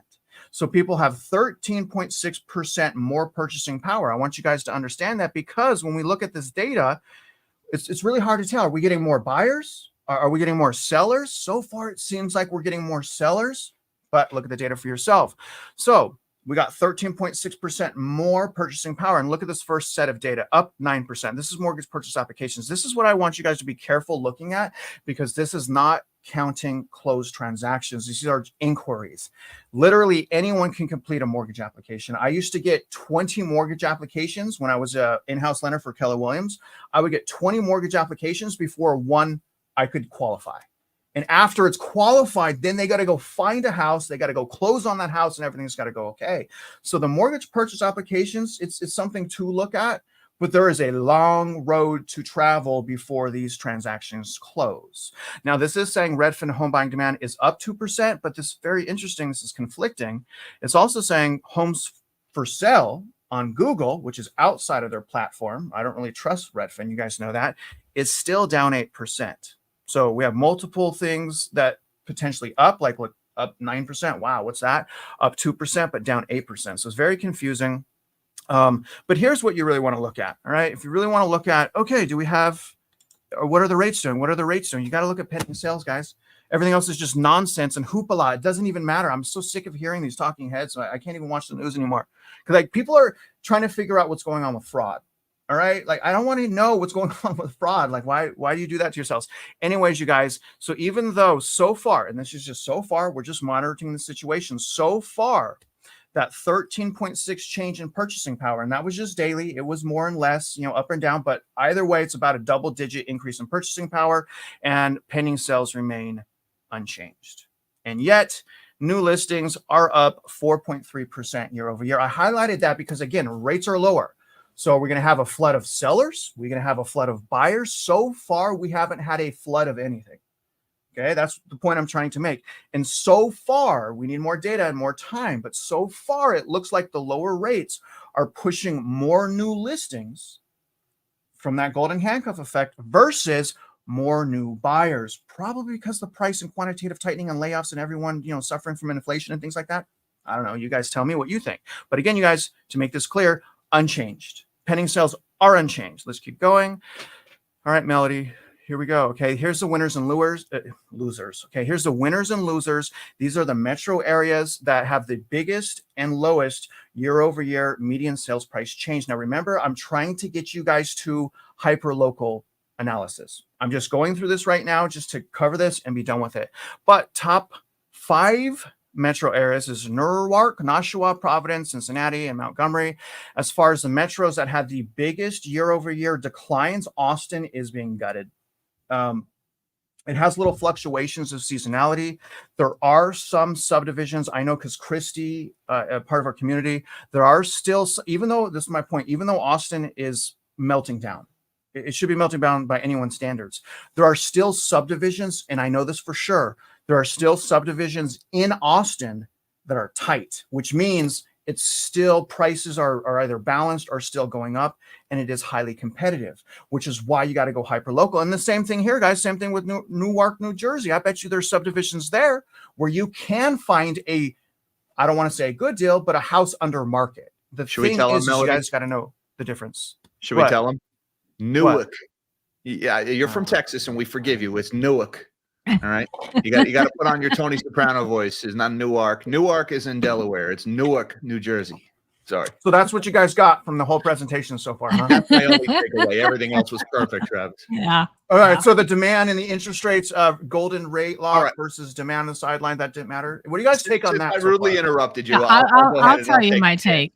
Because I think it's hilarious, like that rates are, and I mean, 2 things this week are really funny. And again, it's not a trend. We're not doing a victory lap, but to see mortgage rates go up this week, yesterday, the 10-year. And so thus, mortgage rates, and it's just after, everyone it's just what's being said in the industry news is just comical as they have to backpedal to explain why what the Fed did not, result in further rate drops. And then we saw applications come down. And I said this, and you said this, Travis, from the very beginning. An application is not a closed loan, guys. Like anybody can fill out an application and get denied. And that's what everybody should be looking about is how much rate locking is happening, how much, kind of pull through rate is. And it's slightly like we're seeing a slightly uptick in pull through rate. But let's wait. And I doubt very seriously that you're going to see an improvement in sales. You're going to see more people refinancing to consolidate their debt. And that's it. So, but it is very, very funny. I would also add, Travis, that next week when we get our mortgage applications and our refi data, I think there's going to be a rude awakening for whoever put this data together. Because I don't know if you guys saw what the 10-year yield did. Oh, yeah, that's what I was talking about. Yeah. Oh, that's right here, you mean? After that jobs report? Hey, look at that. Oh, that's look that at jobs report. Exactly. And you know what? While that's going on, the risk premium that they're charging for mortgages, the spreads is going to start increasing also. So I think we're going to see a pretty substantial decline in that mortgage application data. And even that mortgage application, that data that everybody's like fawning over, it was so amazing. It was all refis. It wasn't applications to buy. It was people using their homes as ATMs to cash out refi and pay down their credit card debt. That's not a sign of prosperity or health of the housing market. So that's right. Sorry and for if you look at it, Travis, no, and I'll add quickly. If you look at it historically, which I don't know if you're going to blow out that table, but you go back and I mean, where we are from a refinance perspective right now is just in the it's just gutter. Awful. It's in the gutter. Yeah, 100%. 100%. Well, thank you guys for taking all my slides. We pretty much covered everything I was going to talk about. You invited us to do it. Okay. All right. But just real quick for the metro areas, pending sales is a big one. I highlighted San Jose because they also have the most new listings. So that's very interesting. West Palm Beach with the lowest amount of pending sales. What's interesting, Melody, is look at the top 4. Get to San Jose. Yep. Go ahead. But the top 4 metros with pending sale decline, meaning the market is turning, are all Florida. Like the first 4, look at that. So new listings, again, this is needed here. Here's median sales price. Again, I'm going to go through this quickly. Median sales price is down. You remember how they've been playing games with us? You guys remember that? I stopped tracking because I was just so sick and tired. Look at, you see the downward trajectory now? You can only manipulate the data for so long until people understand, but we're down from peak, and this is the 4-week rolling average from from Redfin. We're down a little over $12,000 from peak. Now, if we're going to end this year under where we started it, we have another $22,000 to go. Don't forget as well, we have noticed that this is being manipulated more than likely. There's no excuses. This is in the data, the upper end of the median. So the upper end, richer people, more successful people are still playing in the housing market, whereas the people that are like normal like us, we're on the sidelines. Whether we choose to be or whether we're forced on the sideline, that is different. Okay, so let me show you guys new listings as well. I don't want to go again. I hate Redfin, but here's new listings. Very interesting. We actually have a 3-year high for new listings. So I think, again, we need more time. We need more data. Obviously, interest rates went to 6.5, but I think it's okay to safely say now that the lower interest rates for sure, 100% will increase new listings. And I say that because that's exactly what has been happening since they've been lowering interest rate at a time when seasonally new listings go down. Okay. So what this is demonstrating is this is breaking traditional seasonality. Now, again, we need more time. It's a very toxic housing market. The data is manipulated, but we are at a 3-year high for new listings. I thought you guys would like that. Let me keep going here. Now, here's what Melody was saying. This is the 1-year view. Here's the purchase index. So this is demand. And essentially, demand is at where we were at in June 24th. And I wanted you guys to know, to get to that level of June demand, interest rates had to go to almost, the low 6s. Okay, so back at the beginning of this year, we had the same level of demand at 6.86. Now, obviously, seasonality has a play in this. And that's why I'm saying we got to get I got to get you guys hyper local. All of this is macro BS data. I got to get you guys hyper local. But here's a Fred chart right here. You guys that have been following me for a little bit know that I have been hoping for on this Fred chart for active inventory, okay, 1 million. And look at how close we are. We're at 940,000. So we're very, very close. And I've been saying 1 million because January of 2020, we had 951,000. And then we entered what? Lockdowns. So if January 2025, we have more inventory than we did January of 2020, what does that mean? It means we now overall have our inventory back. But is that true in every market? No, it is not true in every market because it's hyper local. But regardless, most markets are having a flurry of inventory. Here's the interest rates, guys. To Melody's point, now a lot of people were, in the industry, this was so hard for me to listen. They were like, interest rates are going down. It's time to buy. Let's freaking go, right? Because the Federal Reserve rate cut cycle, baby, it's time. You guys get off the sideline. Everyone's flooding back in the markets, right? Wrong. That didn't happen. And interest rates, by the way, have gone up from about, what was it at, guys? I think it was about 6.1 to 6.53. So interest rates are about 40 basis points to a half a point higher than when they cut interest rates. So again, if you are a professional, please stop saying that. All you got to do is track this right here, okay? Just track the 10-year treasury, which, by the way, you guys, is almost at 4%. Now, again, if you've been watching me, you know I'm always rooting for 4% in the 10-year because generally that 4% in that 10-year will translate into 7% mortgage rates. We want 7% mortgage rates. Whose idea was it to go under 7? Whatever. Maybe they just wanted more inventory because we know that's going to happen when they lower interest rates, don't we? Well, it's still an assumption. Anyways, guys, let me get you to the hyper local part of this now. I want to take you guys behind the scenes under the hood, and I want to explain to you how to use the math to find a deal. All right. And I'm going to do this as fast as possible. What you guys are looking at right now is the multiple listing service. This is what I've been saying that the public really needs access to really understand what's going on in the housing market. This is why we need realtors. This is one reason why we need realtors to access this information. But the first thing is I wanted to show you guys, look at how hard it is to figure out what's going on. So there's too much data. All right, there's too much data. And what you guys need to understand is what a housing market crash looks like is there's just a whole bunch of good deals. That's it. Right now, there's only a little bit of good deals. And I will argue that they're not even good deals because the property taxes, I'll go there later. But there's too much data. There's too much noise. Okay. You have to learn how to track your markets. Now, the first way to do that, I'm going to show you guys MLS. Okay. And again, this is, you can ask your realtor to do the same thing. I want to know what homes sold for in 2020. I want 2020. Actually, I want 2019 prices, but I'm going to show you guys 2020 prices. So what I'm going to do is I'm going to show you all of the sales in Kingwood. It's a local market for the year of 2020, because again, I want prices 2020 or lower. Okay. So I put in my date range here for sold properties. All I do to find the math, I just type in where I want to do the analysis, which is Kingwood. See that? And now you guys can see I have 788 sales. Let me show you how easy this is. So you see, these are all of the homes that sold in 2020 in this market. All I have to do is select all of these. Okay, let me select all. And then the computer program automatically does this. It's so convenient. Look at this, okay? So what do I know? What do I know? I know that the average home in Kingwood sold for $107.79 a square foot. You guys follow me so far, okay? Over about 4 years ago. So 4 years ago in Kingwood, homes were selling on average for $107 a square foot. That's step one. Let me go back here now. Okay. Now I'm going to go down here, and all I'm going to do is I'm going to put, you know what? I'm going to show you guys this first. I'm going to go to Kingwood now. Okay, now that I know how much homes we're selling for in Kingwood in 2020, I want to see all the active listings in Kingwood, which, look at this, guys, is 113. This is the most listings I've had in forever. So I have 113 active listings. Let me show you the results. Let me show you what to do. So here's all of the results on 113 active listings. All I do is I just arrange this by price per square foot. Okay, price per square foot's not perfect, but it sure as heck going to get you to where you need to go a lot faster. And then you can do intimate analysis there.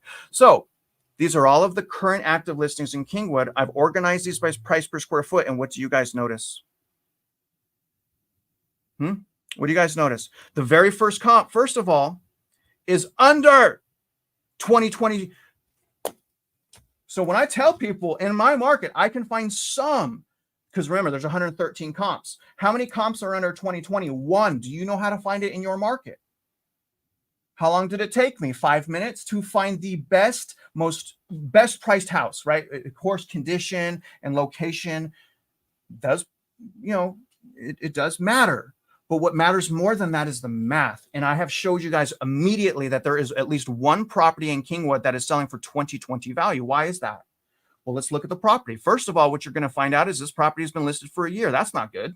I wonder why that is. Look at the pictures. You can look at the pictures. Okay. But let me show you one more problem that I want you guys to understand that's happening in Texas. This is Harris County. Look at how much this is for sale for. $250,000. We'll round up $250,000 for 1 year. Let's look at the taxes. This property is assessed for $271,000 as of 2023.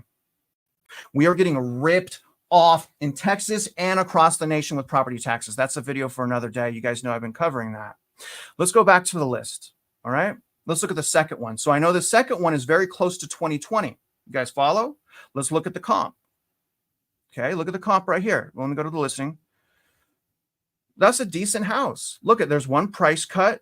It's been on the market for 58 days. You look at the pictures, right? You're starting to figure out what's going on. It's not that, does it have the granite countertops? Maybe, maybe not, but at least this is for sale for around 2020.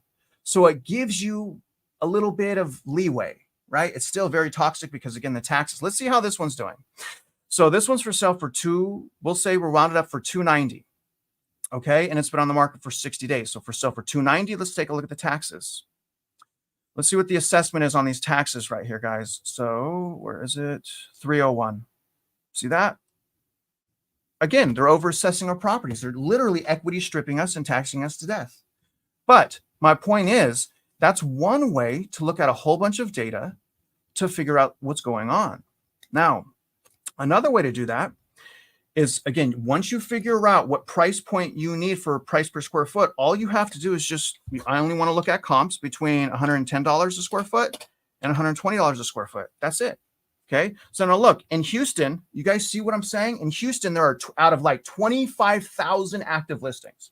Okay. That blinds me. That's too much data. I now have 1,200. So it goes from like 25,000 to 1,200. Y'all see that? You don't want to blind yourself with data. You want to filter it. So now I have listings at 110 to 120, and I could just make a map. I could literally go all over Houston now, and I can look for, homes that are for sale for that low. Now, Hey, Travis, Kingwood. sorry, everyone's asking what you're looking at. What is this? MLS. Is this an MLS? MLS. Yes. So when we're saying you can do that, specifically, it's not everyone, right? No. So I think just kind of contextualize this, like for the folks that a lot of professionals watch your channel, Real Estate Mindset, and they do have this access. But I think what you're trying to show this audience is that the data is there. And likely your agent is not doing the work they're supposed to be doing. And you can force them to do this work by asking them very specific questions. But also that it's very easy and it doesn't take that much time. If they have access to the data. If they have access, yes. So and nobody, but to just explain who has access to this data right now. Normally, you can find some states that Zillow has access to comp, so you can do something similar to Zillow, although you have to hand calculate it. But generally, you have to work with a realtor. And so if a realtor is watching this is how you do it. You guys, if you are working with a realtor eventually in the future, you can reference this video. But one thing that is for sure is whether you're a realtor or not, you guys need to understand how this works. Because if you don't understand how this works, all you're going to be left with is emotional cheerleading. And that doesn't belong in real estate. It's the biggest, largest transaction in most people's lives. So Travis, multiple listing service here. Everything you get on Redfin, on Zillow is basically derived from this website, which is like the Microsoft Office for realtors. That's an oversimplification, but is that correct? That's correct. I mean, this is the realtor database. Okay. Yeah, and there's over Go ahead, there's over 600 of these in the country, and they all have different governing bylaws. And in reality, Zillow, Redfin, they are not hooked to every single one of them. Realtor.com has the most coverage. They are hooked to 99.5% of them. However, each of those MLSs can choose not to push their information to those listing sites. And so Zillow and Redfin don't have very much coverage at all from the national MLS perspective. Right. I mean, and this is it's so simple. And when there's so much data, again, what I'm hoping, whether you agree that the house market is going to crash or it's toxic or it's not toxic, the math works the same way, right? A good deal essentially works the same way. You use the math, you filter data, you block out all the noise and screaming and cheerleader and just show me the data. And if that house works for me and it fits me and my family, then you know what? I'm going to buy it. Right. But one thing I am not going to do, and I'm saying I'm not going to settle. I've already done that before and I've lost everything, and I'm not going to settle because I understand that after you buy a house, like the honeymoon phase is done and you got to pay for that sucker. And it's pretty expensive. Now, I wanted to show you guys just real quick. Here's another one. See, 114 a square foot. So it's over 2020, but you know what? I could probably negotiate, can't I? See my point? And even that, you guys, I did an analysis on the city. You see that? What you want to do is technically you want to do an analysis on the subdivision. Okay, so I would do a subdivision analysis. I showed you guys a city analysis. All right. And let's look at this. Okay, so this is for sale for 326. Let's look at the taxes. So the taxes should be under 326, and they are not. They are over 326. Again, that is 341,000. This property is also being overtaxed. So that's pretty much it, guys. Again, takeaways here. We still don't have enough time that has passed on these interest rates. Interest rates went down, then they went back up after they caught. So far, it looks like it up to a certain point, it will impact both inventory and demand, but so far it looks like the biggest impact is on the inventory side, not as much on the demand side. And also remember, everything that we look at from these ridiculous data providers is macro, and real estate is about hyper local. And if you want to go hyper local, simple math, that's where I'll end. Any questions? Yeah, I just want to make a little comment question. And, so I agree with you, Travis, that you have to go hyper local.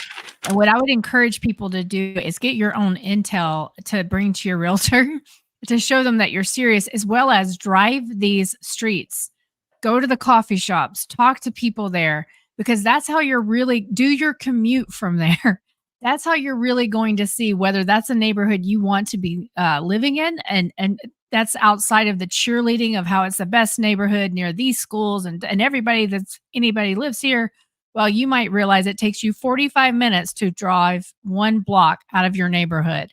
Is that really how much you want to sacrifice your quality of life? So I agree with Travis 100%. Go hyper local, but also drive around and look. And I guarantee you might see a for sale by owner or some homes for sale that you can't find anywhere on those MLS because they're private listings. So, I do the opposite, Melody. Because I don't want to look at things I can't have.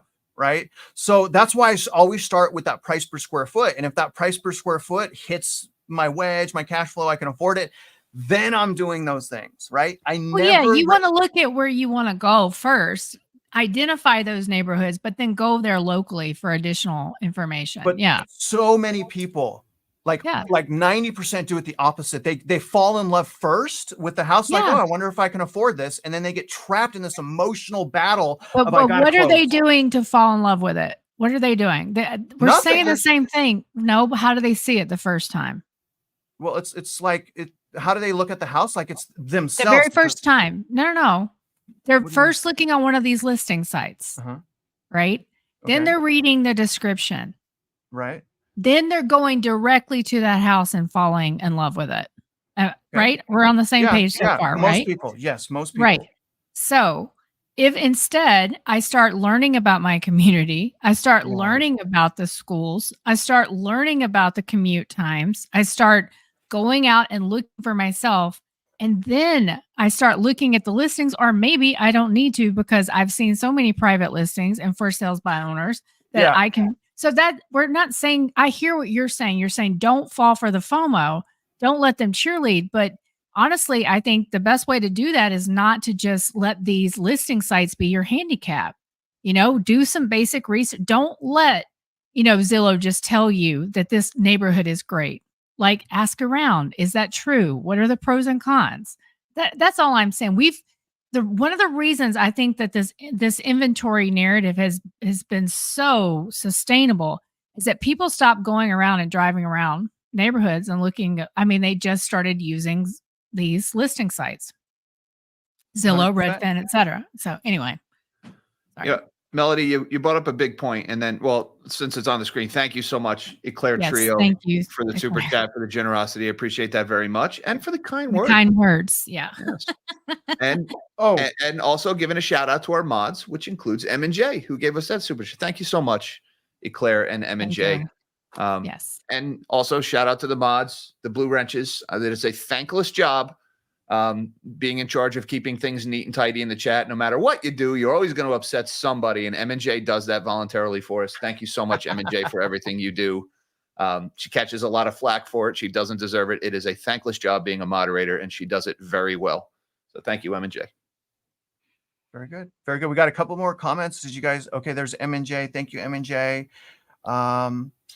Anything else, guys, on the housing market? I have a quick question. You showed the listings, the number of listings in the inventory, and that chart showed it rising pretty substantially since like 2021, 22 timeframe. I always hear it phrased not in the number of listings, but in terms of months of inventory. Because while the listings have been increasing, the number of sales every month have been decreasing.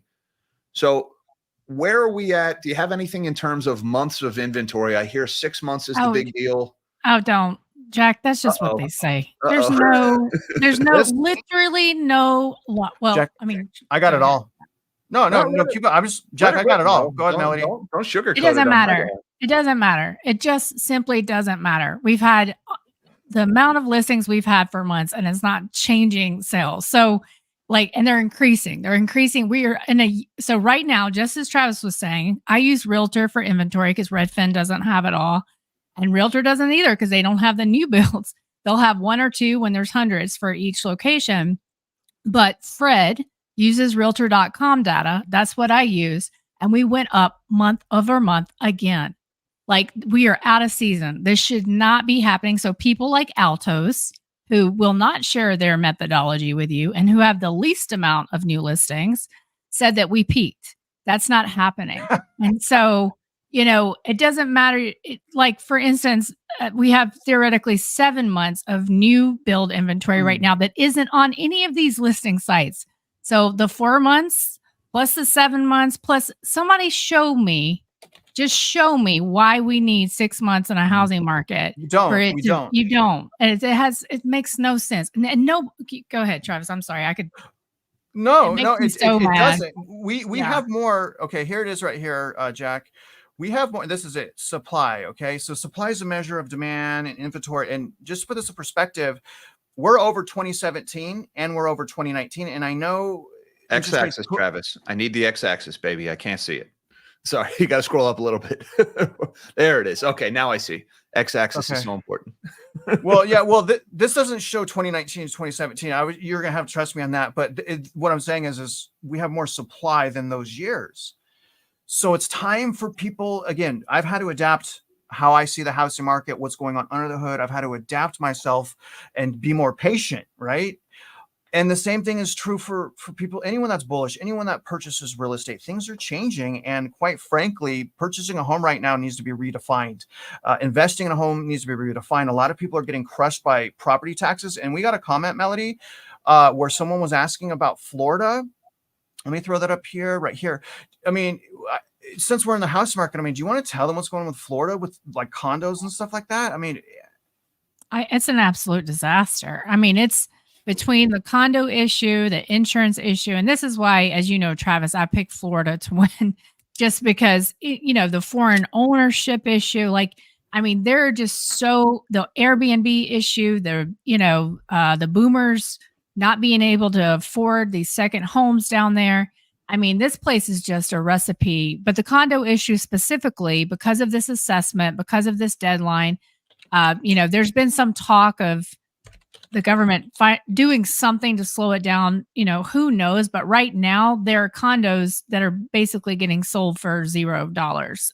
And because really your monthly HOA fee or the assessment on it is, makes it almost worthless.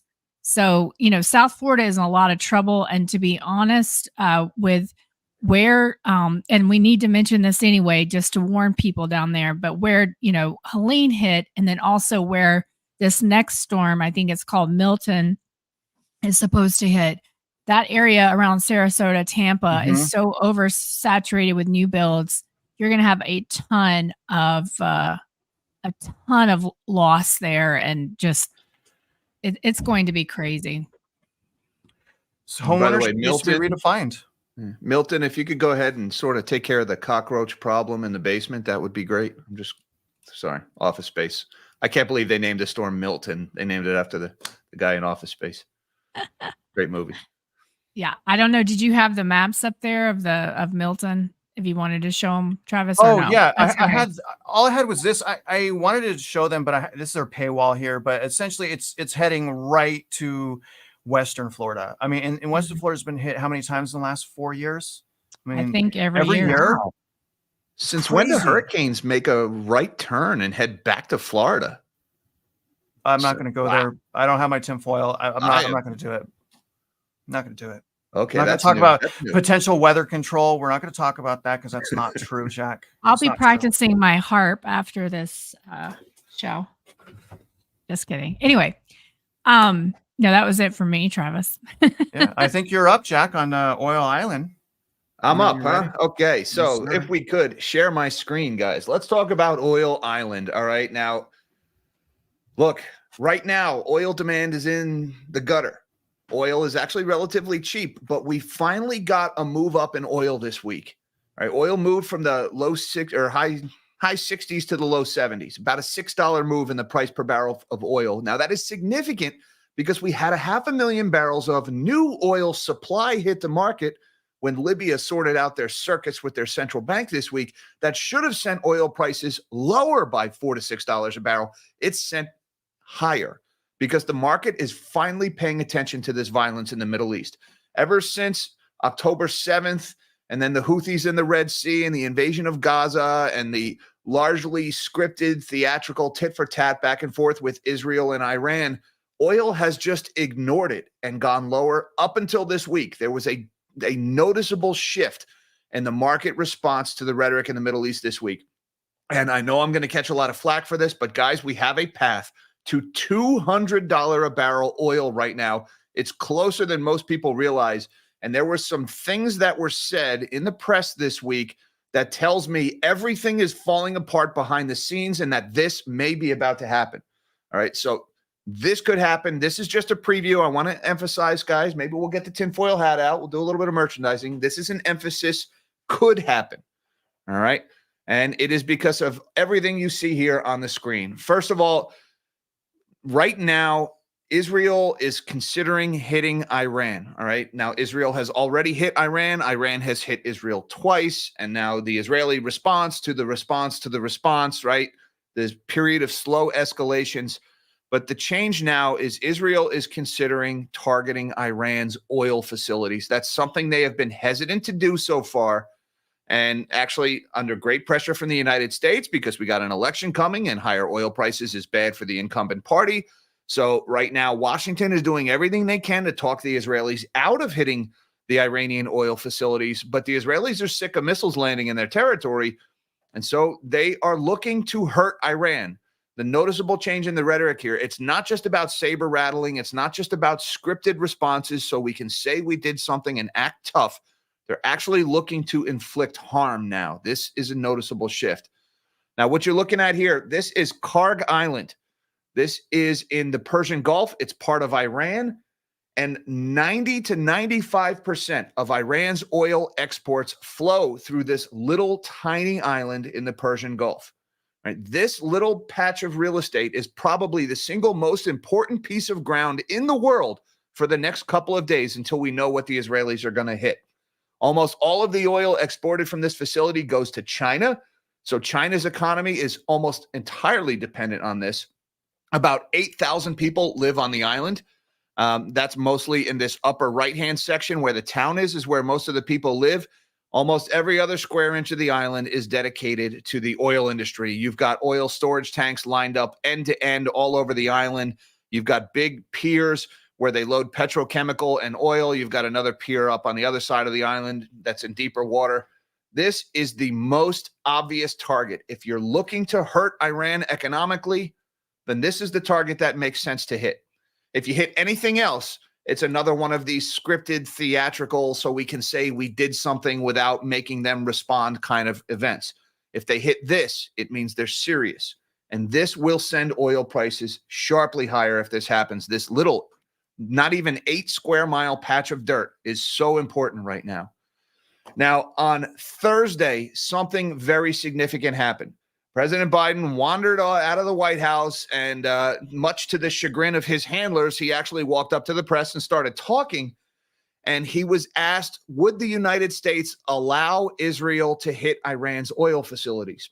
Now, the president responded rather firmly that the United States does not allow Israel to do anything.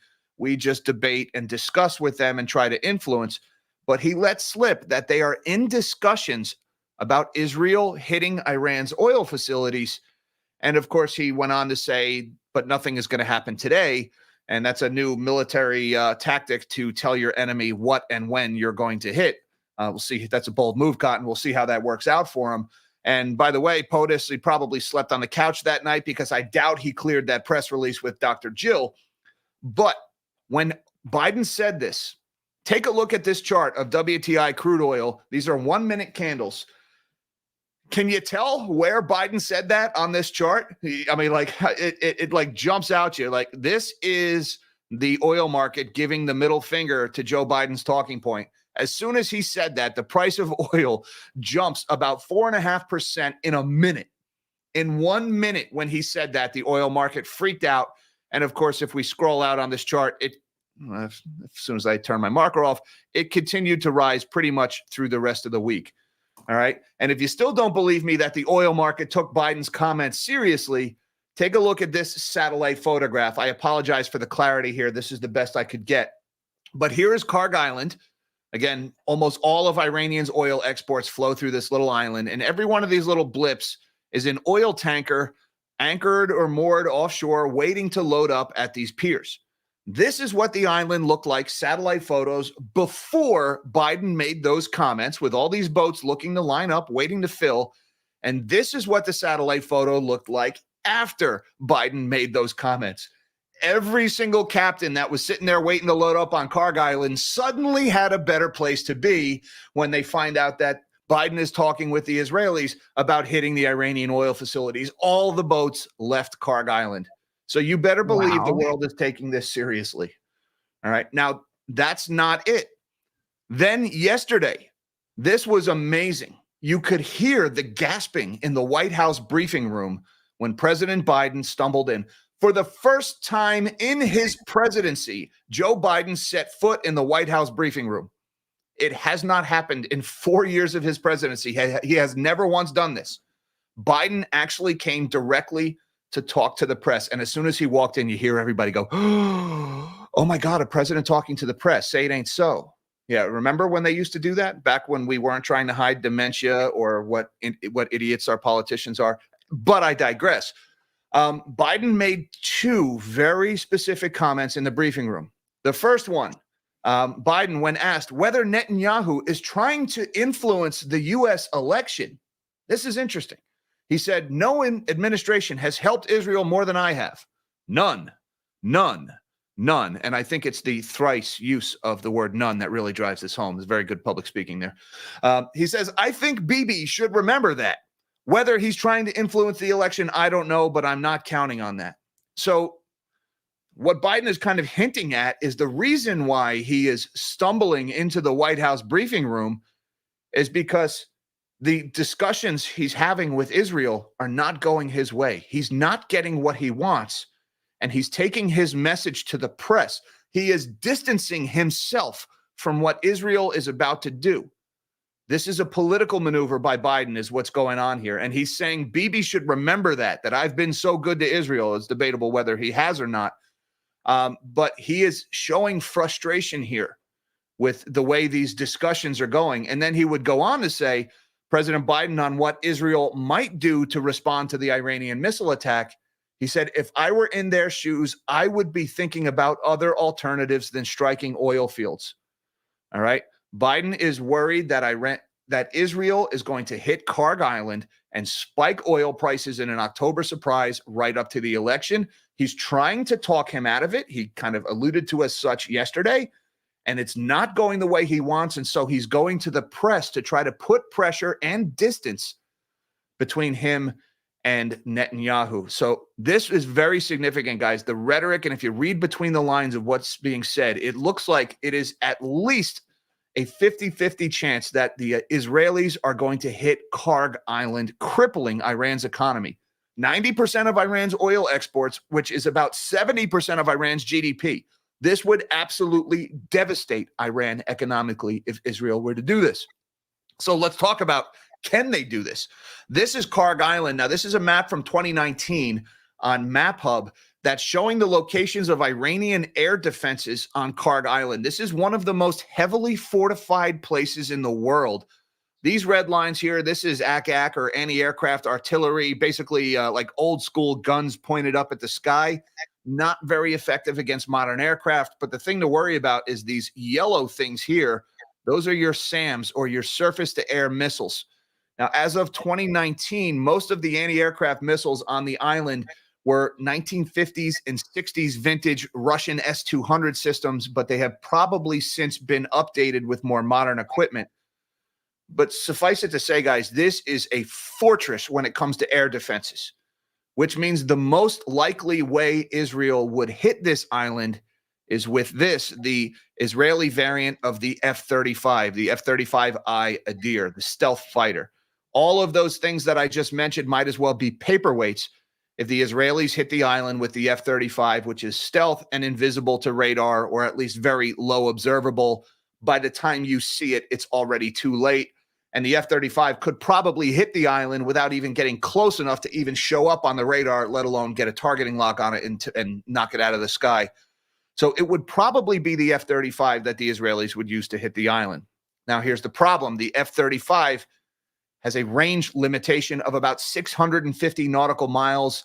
I found a lot of estimates. It varies between 600 and 700 nautical miles, but that's showing that on this map, the radius here, if F-35s took off from Israel, they could get about to this red line before they would have to turn around and head back to Israel because of fuel. That's only enough to get to about the Iraqi-Iranian border, nowhere near enough fuel to get to Karg Island, which is right here. And that's if they fly directly there, which would take them over Jordanian, Saudi, and Iraqi airspace. Not exactly friendly skies for the Israelis, although, again, the F-35 is a stealth fighter. So the F-35 has range limitations. We got to extend the range. How would the Israelis do that? Well, there's two ways you can extend the range of an aircraft. You could use external drop tanks, which is basically just bolt an extra fuel tank onto the wing of the plane. The problem is that extends the range, but that also negates your stealth capabilities. Putting external fuel tanks on the wings of your fighters drastically increases your radar cross-section, which means now they can see you when you're flying over Iraq and Saudi Arabia and Jordan. So that's not really a viable solution for this mission. The only way the Israelis could pull this off is with mid-air refueling. Now, that is a very big deal. That's very important because the Israelis have been doing this. They hit the port of Hodeidah in Yemen recently with F-35s and F-15s, and they used that. They were able to carry out that mission, which was like 1,100 miles, by using aerial refueling. Now, this is Karg Island on Google Maps. Let's zoom out a little bit because it's not as simple as just refueling midair. Now, what the Israelis did when they hit the Houthis in Yemen is, they took off from Israel and they flew down the Red Sea. They refueled midair in the Red Sea, and then they struck the Yemeni ports, and then they flew back and, of course, refueled again as they were flying back. Now, that was easy enough to do because you're over the Red Sea the whole time. You're not over, say, Saudi Arabia or over Iraq or over Jordan, because while the F-35 may be invisible to radar, the aerial refueling tankers sure as heck are not. So you can't just fly tankers over hostile airspace. They would be sitting ducks. And that's if, by the way, if the Saudis or the Iraqis were keen to allow this to happen. So what probably needs to happen is these F-35s are going to have to either use external tanks or maybe refuel over the Red Sea and then fly straight across Saudi Arabia, which is about 500 miles, and then refuel again in the Persian Gulf. And I think this is where the negotiations with the United States comes into play here, because we have refueling tankers in the Persian Gulf. We operate them normally anyway. We could refuel the Israeli fighters. That's if we wanted to refuel the Israeli fighters, if we didn't, say, hypothetically have an election coming up and didn't want oil prices higher. So what I think the negotiations are happening here, and this is me speculating, is the United States is hesitant to supply our refueling tankers to the Israelis to hit Karg Island because we don't want the oil prices to go higher. Now, that's not a deal breaker if you're the Israelis, but what that does mean is you need to take a new approach. You need to use your own refueling tankers, which means you need to take off from Israel, fly down the Red Sea, fly through the Gulf of Aden, through the Gulf of Oman, and then into the Persian Gulf. That's about 3,800 miles, which would mean round trip, you're talking almost 8,000 miles round trip. So you'd have to refuel the refuelers in order to do this if you were the Israelis. It would be a massive undertaking on the scale of that time. The British bombed the Falkland Islands in what was called Operation Black Buck back in the 1980s. That was a massive undertaking. It took a whole fleet of refueling tankers. It can be done, but that is a lot of moving parts. And that, I think, is what's going on right now, these discussions that are being had with the U.S. and whether or not we're going to allow this to get hit. So the point is the Israelis can do it, but it would be very hard, and it would be very, very hard if we didn't help them do it. And it looks like we're not going to help them do it because of Biden's comments trying to put distance between himself and the attack.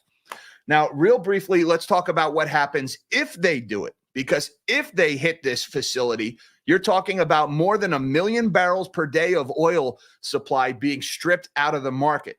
All right. And if just the whisper of the attack was enough to cause this bump in oil prices, you better believe oil would move sharply, sharply higher if they hit Karg Island and those 2 million barrels of oil were to leave the market, meaning the Chinese would have to go buy it from somebody else. That would bid up the price of oil substantially. And that's besides the fact of what would the Iranians do in response to that attack. The Iranians have already said, if you hit our oil infrastructure, we will retaliate against other oil infrastructure in the region, which means the Iranians have basically said, if you hit Karg Island, we will hit oil facilities in the UAE, in Saudi Arabia, and more importantly, they could shut down the Strait of Hormuz. And 20% of all global oil supply flows through the Strait of Hormuz every day. If the Israelis start to mine it or send drones or missiles into the Strait of Hormuz, you better believe we are looking at $200 oil if that happens. And don't think the Iranians can't do that, because they've been practicing exactly that in the Bab el-Mandeb Strait in the Red Sea via the Houthis, who have been very effective in stifling freedom of navigation through that narrow bottleneck, which geographically is identical to the Strait of Hormuz. So, guys, that is why I'm saying there is a path to $200 oil here, and some of the hints politically that have been coming out of D.C. are suggesting this. Pay attention over the next few days. Karg Island could make a real mess in the world, and that is why oil could go to $200 thanks to Oil Island. Was that tinfoil hat enough for you guys? Was that? Well, keep it on. That was doomy. Keep it on. I have a question, just one question. I don't know if you have looked into any of the whole one world order whispers. It's probably not true. Is this just a way for them to get in the Green New Deal initiative? No, I don't think so. Why? When you saw what happened in 2022 after the Russians invaded Ukraine, there was widespread rioting all over the global south because the price of oil spiked when the Russians invaded Ukraine. And when the price of oil spiked, natural gas spiked along with it, along with virtually every other commodity. And the price of fertilizer spiked as well. And when fertilizer and oil and energy starts getting more expensive, food starts getting more expensive. And there was widespread rioting, especially places like Sri Lanka and South America. That was a wake-up call to the WEFers, if you will, the World Economic Forums and the Green New Deal people. They realized, oh my God, when energy prices spike, the plebs get pissed. And that is a big threat. Governments nearly toppled. I mean, remember all the people doing cannonballs in the president's pool in Sri Lanka in 2022 because of the food riots? You better believe that would come back in a heartbeat. It would be, in my opinion, several orders of magnitude worse if the Iranians shut down the Strait of Hormuz. You think oil spiked with the Russian invasion of Ukraine, you better believe Strait of Hormuz would be much worse than that. And they're already doing exactly that in the Bab el-Mandeb Strait. This is no longer a tinfoil hat conspiracy, guys. They have been practicing and leading up to and drilling for this. And now if the Israelis hit what we think they're going to hit, what Biden is in the press trying to plead with them and beg with them not to hit, then this is exactly what would happen. Yeah, I have some really. So, Travis, were you done, or do you have some more? No more. Okay. Well, I think your question is going to be a beautiful transition into my story. And what I would just say is that I think what's going to be really fascinating to watch here is that I think we're about to see demand for oil decrease quite even more than it has already. And so that's going to be an offsetting factor to, this then impairment of supply. And so I think this is just, in many ways, this time isn't different, but these are interesting, forces to watch and why it could sort of be different than the 70s a little. But, I think that was a great story, Jack. And thank you so much. I learned a ton. Melody, on the demand side thing, Yep. You're exactly right. And I think that's why the price of oil hasn't moved for the last year since October 7th, because the industrial collapse in China, the global recession talk, I think the demand has more than outweighed the supply disruption story. Yes. But what the market told us this week, especially with that reaction to Biden's comments, is now supply is front and center in oil price. That was a very sudden shift that happened on Wednesday. And I'd been saying it all earlier in the week in my live streams about how the oil market just doesn't care about the escalating violence. Right on cue Wednesday, like to the minute with those comments, that changed. Yeah. And so I think you're definitely onto something. I think what'll be interesting is I think the fear is there. But I do think we haven't even seen the bottom for oil demand yet. And I think, if this thing really grinds, it's going to just be very fascinating to watch these forces. But I agree with you. But, oil was the first great game, right? Everybody was looking to figure out, and oil, you can always say resources. They did a whole bunch of international um, espionage and things of that nature. We created a lot of wars. We, toppled people in government all over, being able to access oil. And that used to be the real great game. And then, as Travis said, green energy became the thing of the day. And, I'm going to talk about this in my story, just kind of, how we've all wanted to go green due to the the cotton candy narrative, as to what's going on with why we are seeing these changing weather patterns. And everybody kind of, got on that bandwagon until they kind of realized, well, we don't have all the resources that we need to make that happen. And in fact, to Jack's point, I believe that, when people can't get access or their energy, which their energy powers their power, which is kind of what I wrote about in my Substack, then there's going to be rioting. And so you saw immediately people pivoting. Now we're suddenly talking about nuclear in the US again. Bill Gates is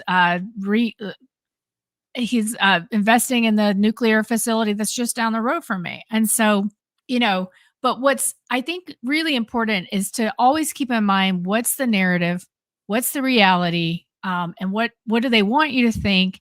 And I think a lot of times what mainstream media and others do is they do what's called the limited hangout.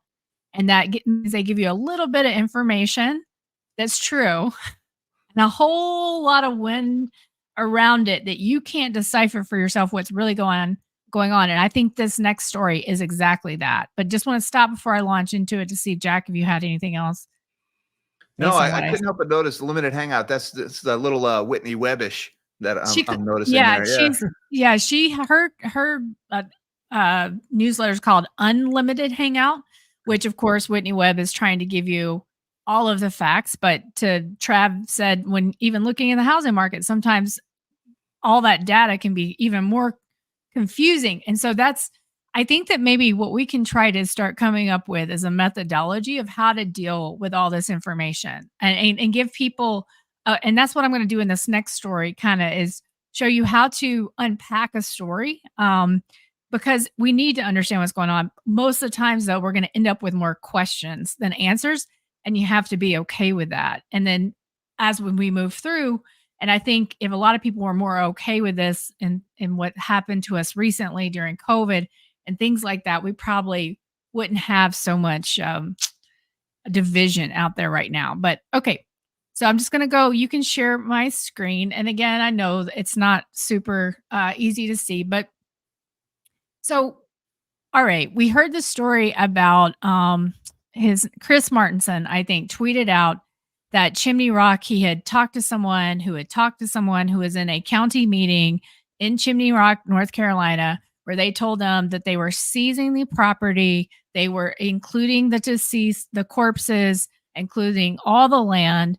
And this was all being done to support lithium mining. Okay, well, so here's what I would suggest to anyone before they start diving into a conspiracy theory like that, okay, is ask yourself, well, why? What? And so first question, what is lithium? And I think we all have our talking points because we know it's for these electric vehicles, but it was discovered from a mineral, which was different than these common alkali metals that you usually get from plants. But it comes from the Greek word lithos, or stone. And the most important use of it is rechargeable batteries for mobile phones, laptops, digital cameras, and electrical vehicles.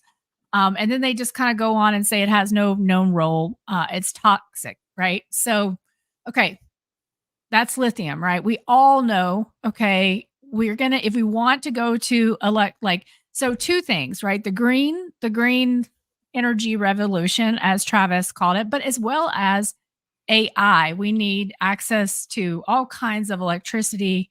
And so we're going to have to get much smarter about our electricity and our power and where we're getting our power.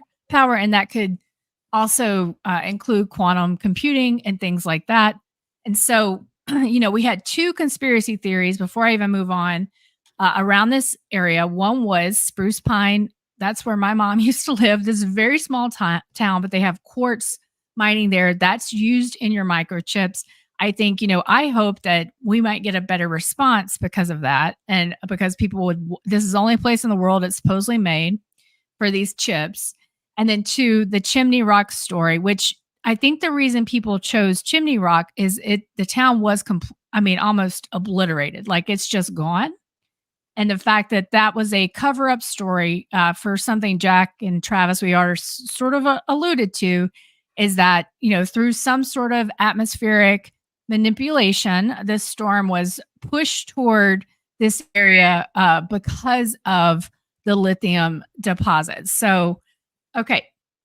So the next thing you got to know is not just the what is it and what it's used to, but where is it and who has it. Okay.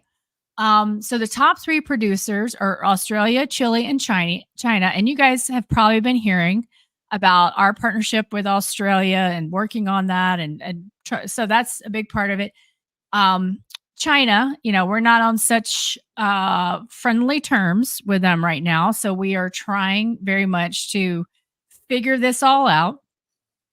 And then the top three reserve holders are Chile, China, and Australia. So we don't see our names here anywhere, yeah?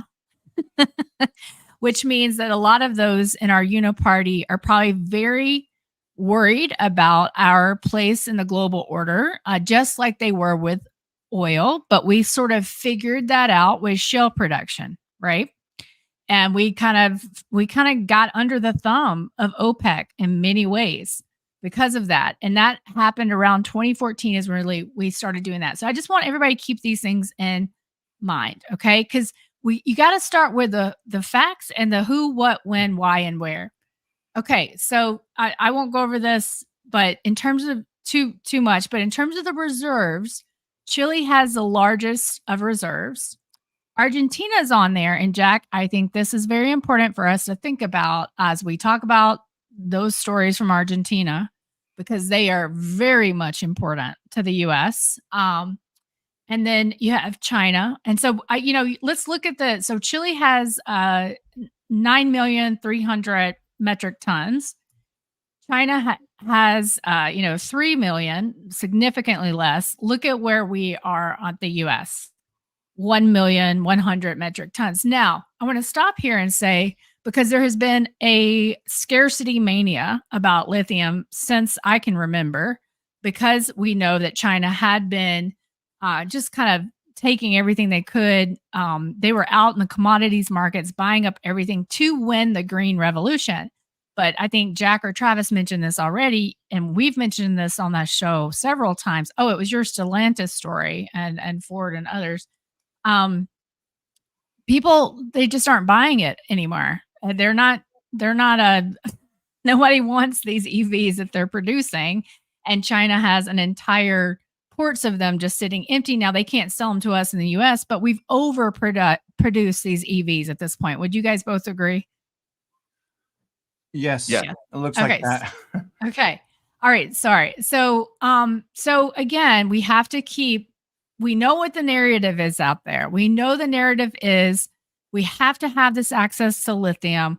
We have to go get it by whatever means necessary. Is that the reality? And I think that's what we have to answer. And again, we're going to end this with more questions than probably we have answers. Okay.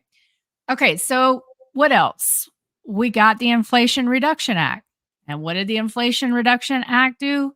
Essentially, it gave $11.7 billion to these efforts and loan programs for cheap lending and things of that nature.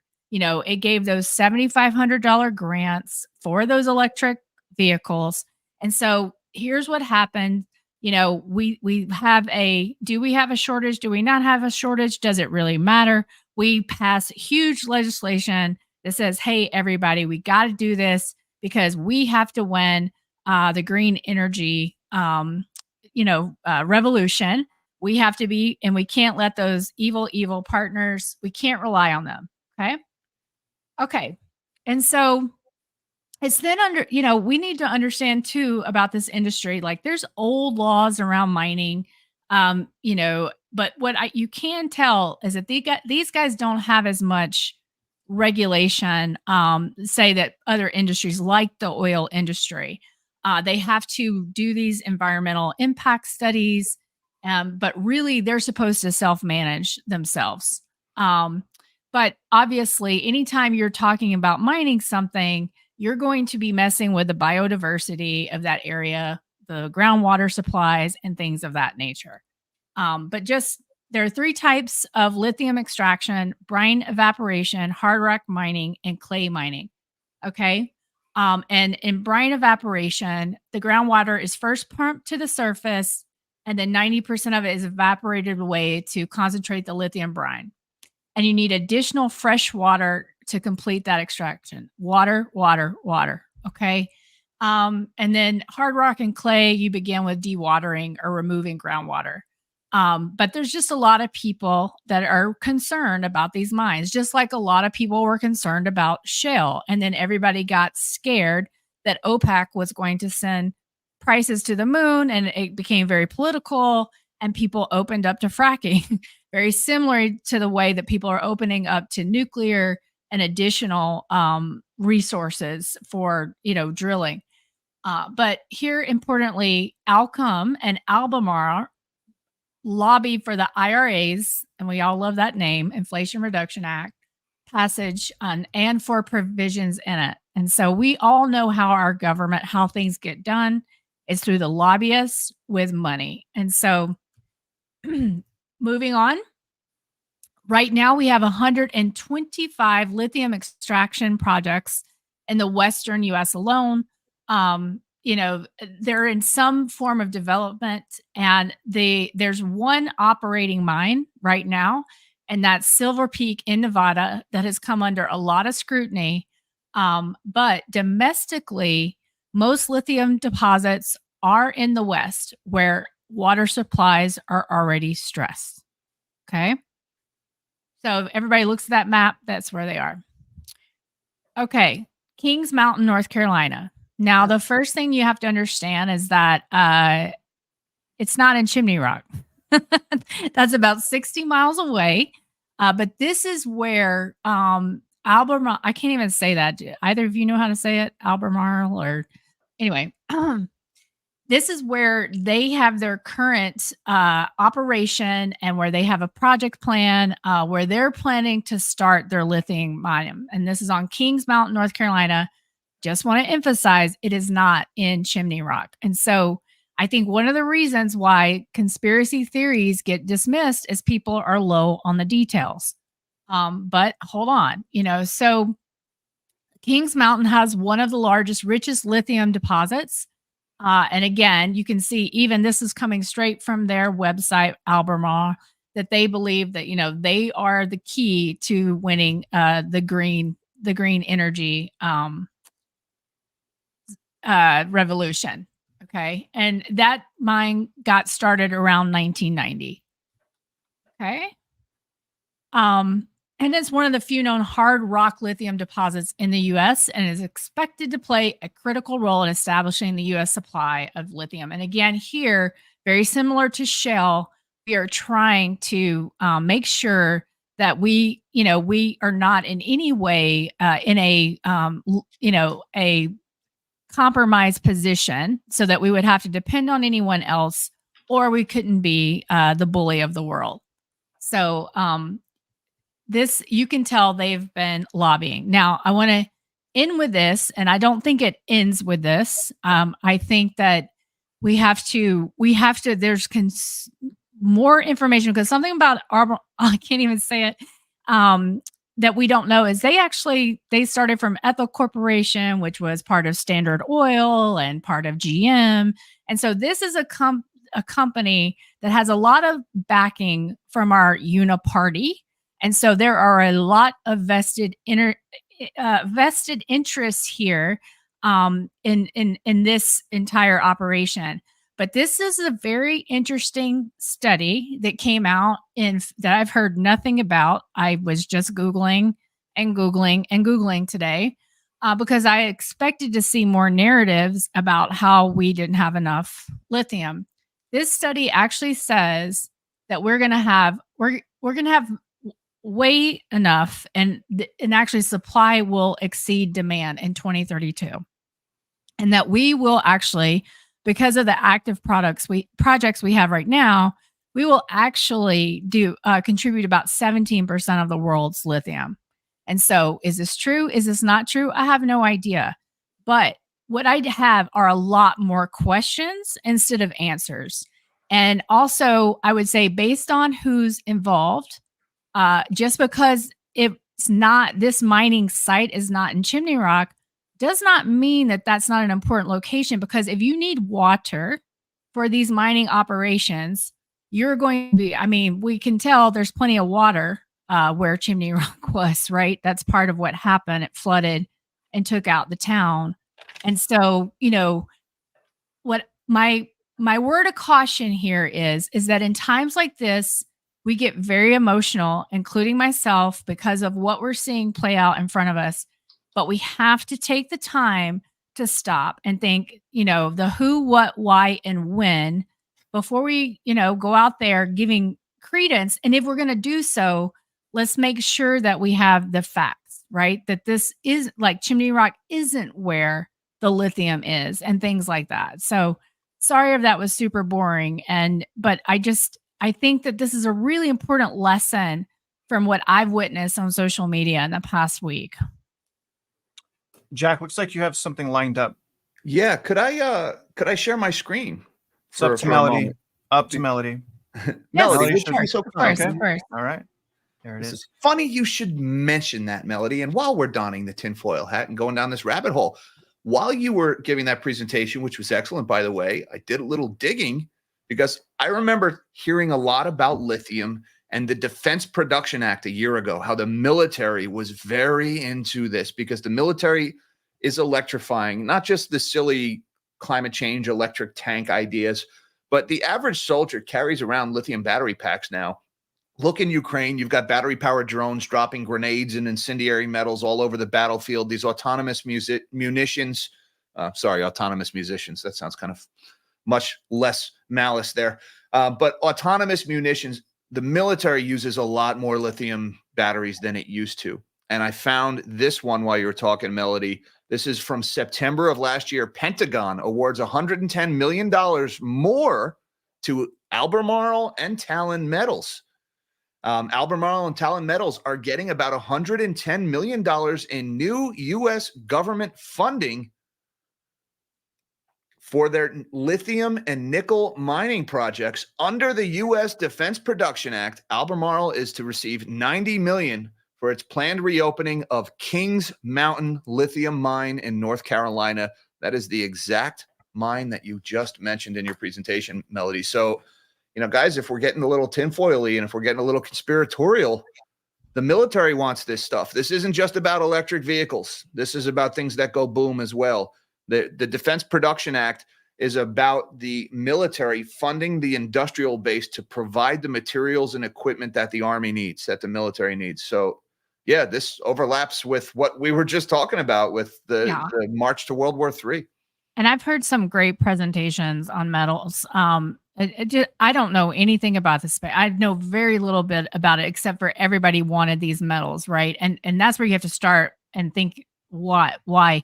I started wondering if maybe there was actually something else that we needed for munitions or, you know, missiles or whatever that they were mining here, because they mine barium, barite, fluorine, zinc, and lead. They do mine lead, so that was interesting.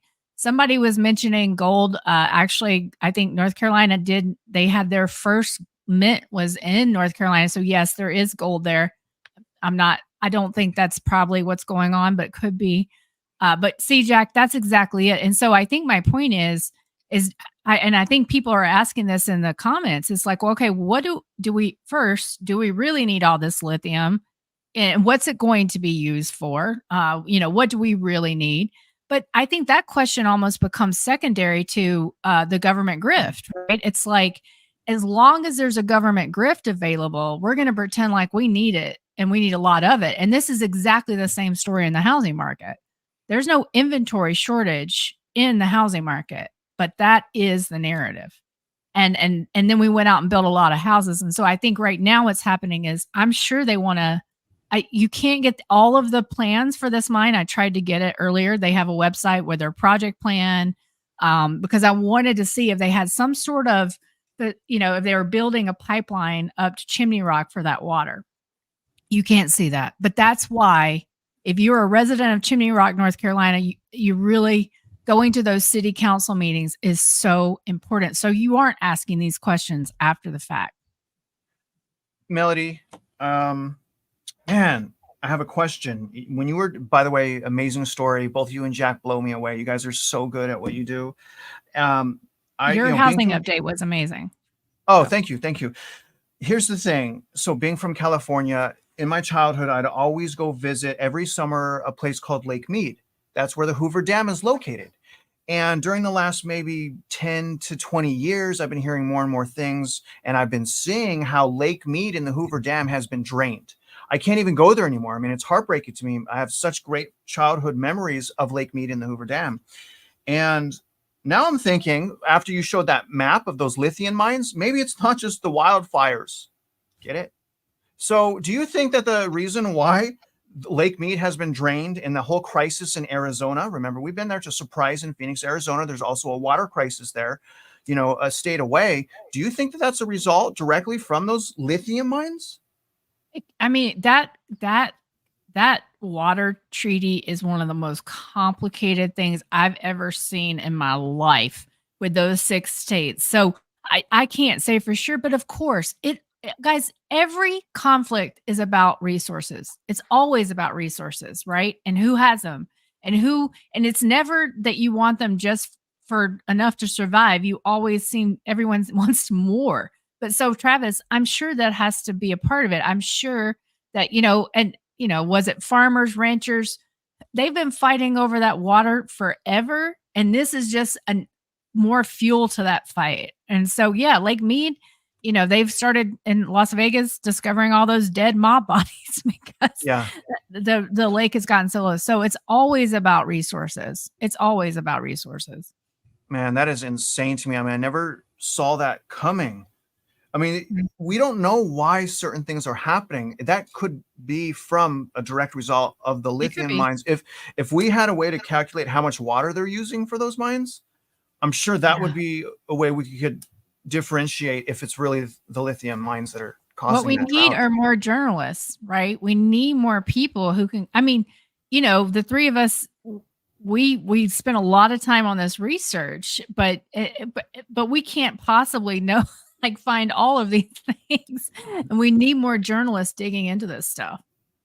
We built an entire city in the middle of a desert, and water became a problem.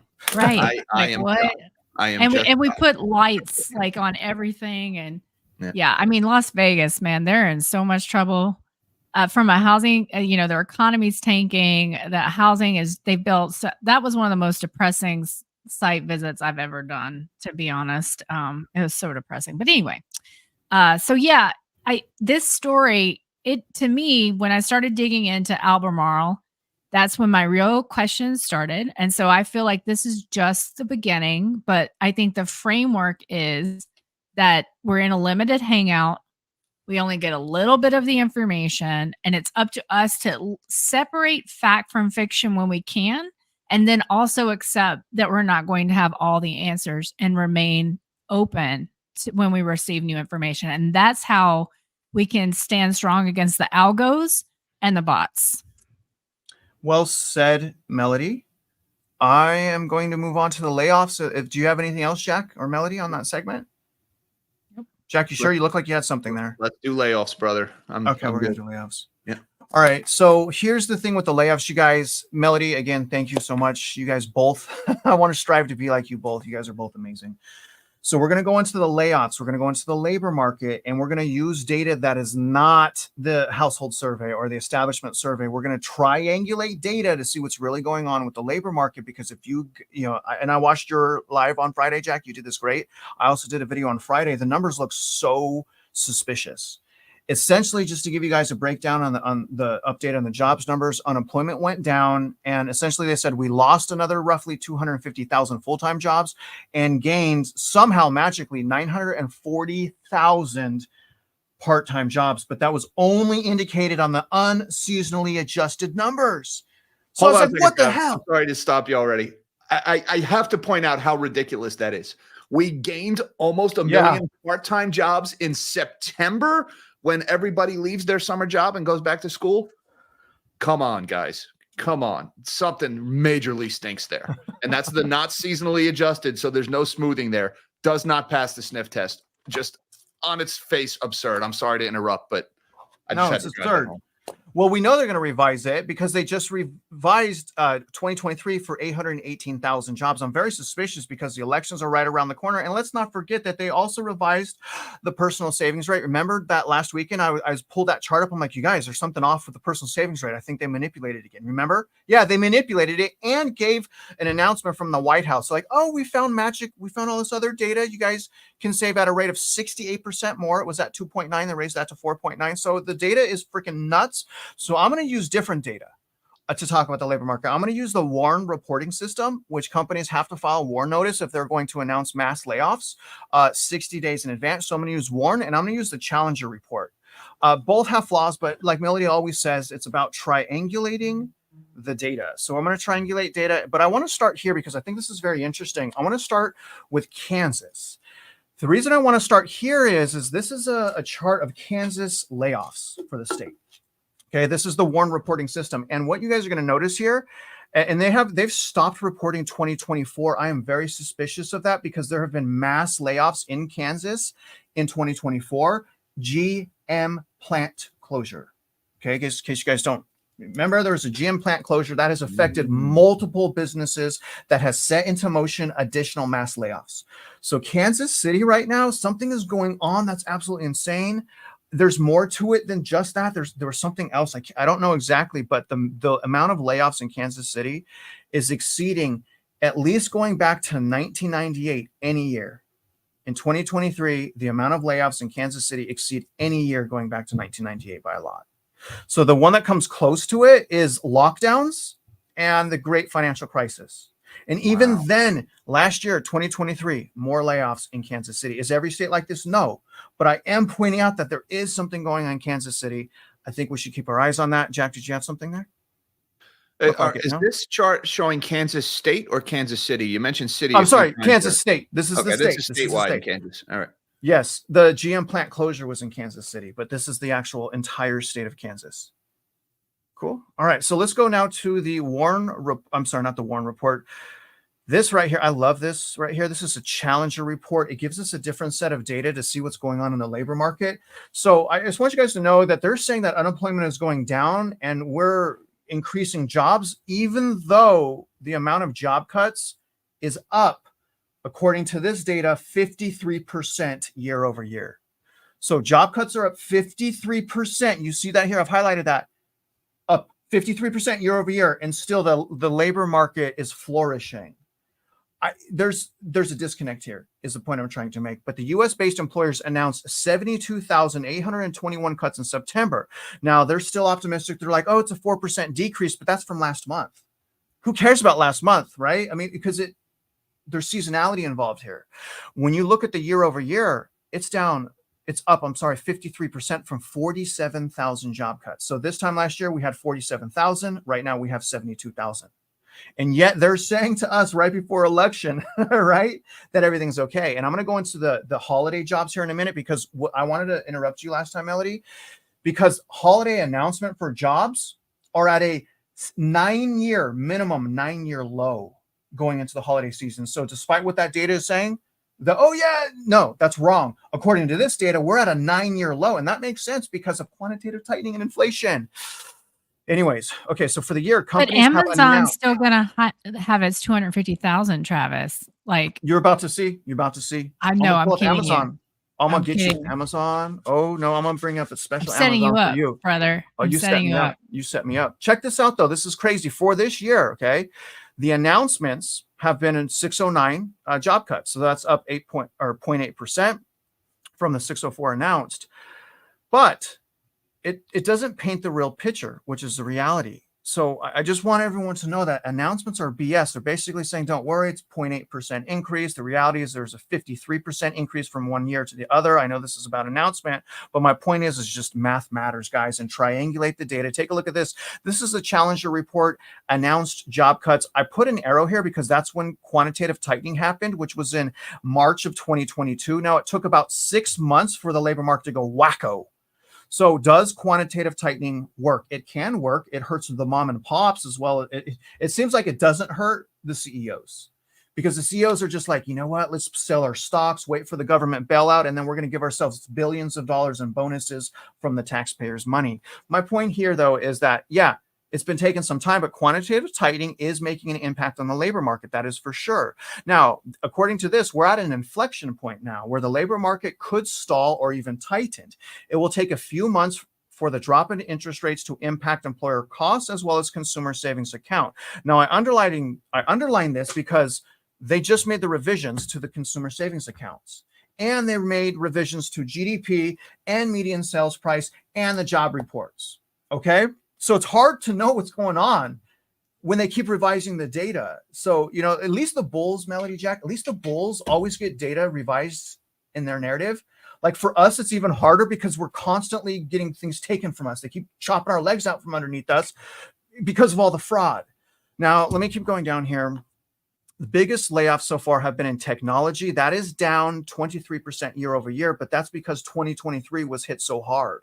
And I also want to tell you guys that even though we have massive amounts, again, 116,000 layoffs in tech, a lot of times that data will not report in the unemployment info because there is a severance package issued. Okay, severance package issued allows these people to continue to spend, and it's not in the unemployment numbers. So there's could be a whole bunch of people that are laid off right now that's not even in those numbers. Okay, now I also highlighted this because this article is barely talking about government cutting, because this is why I asked you, Jack. I'm like, did you say that 80% of the jobs were in government? Well, that's interesting because 2,000% increase in government job cuts. So there's something wrong. You get it, guys? There's something wrong here. There's I'm going to show you a 2,000% increase in job cuts. But again, that last fraud data set that we have, get it, guys? Anyway, we'll get there in a minute.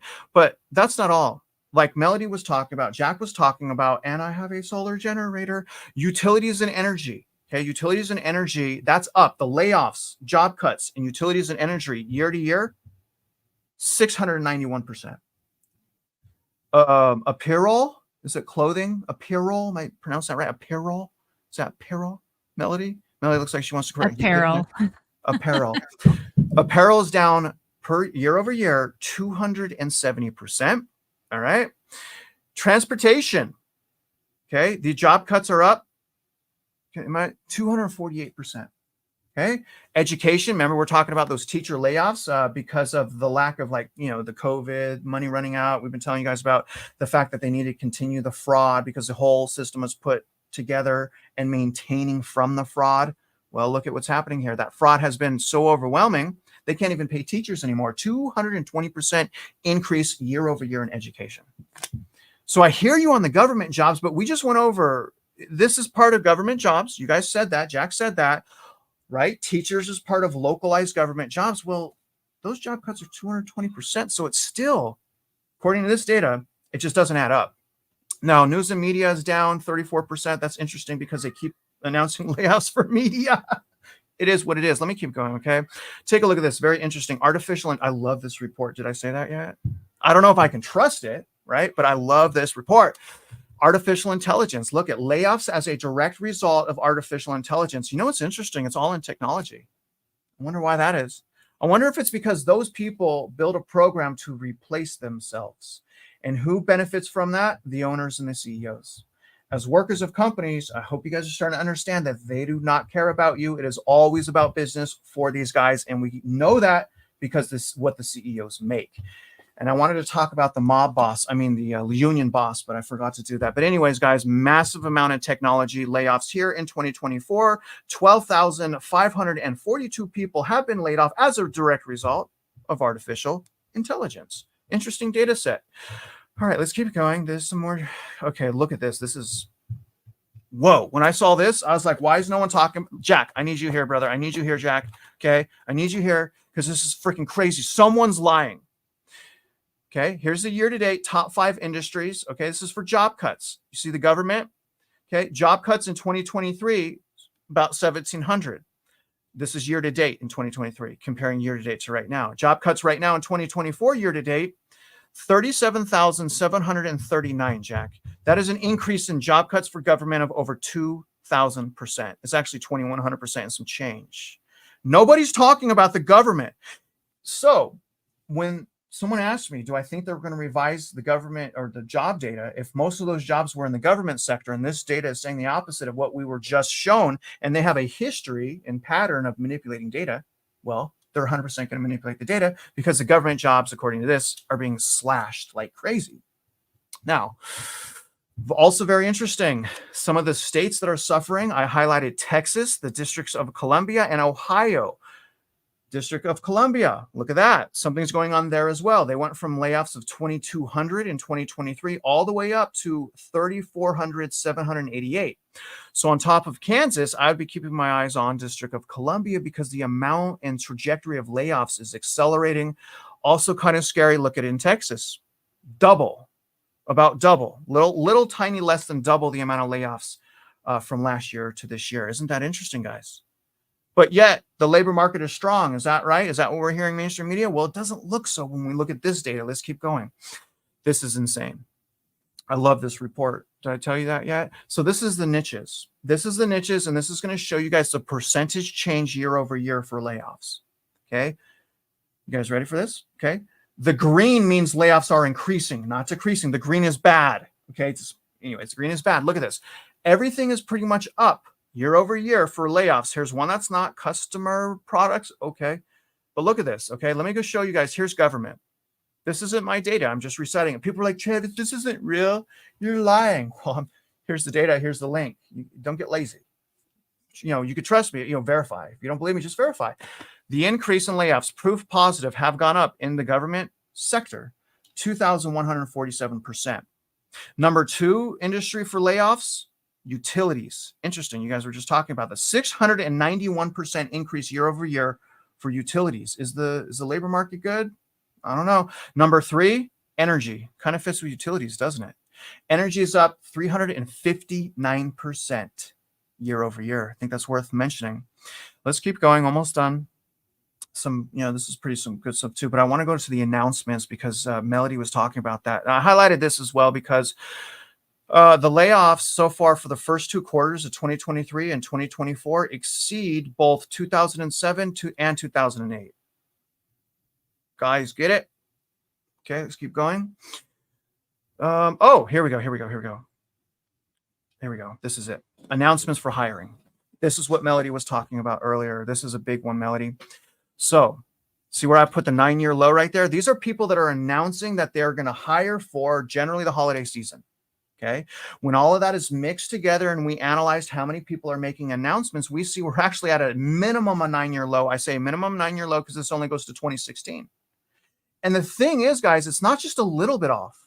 It's a lot off. Like it is in the gutter. So again, going back to what you guys were saying earlier, I just don't see the announcements because this data says otherwise. Now, just to put monthly average right now, this year to date, 53,000 and some change. Okay. Before lockdowns, because this is all manipulated, right? Let's just go before the lockdowns right here.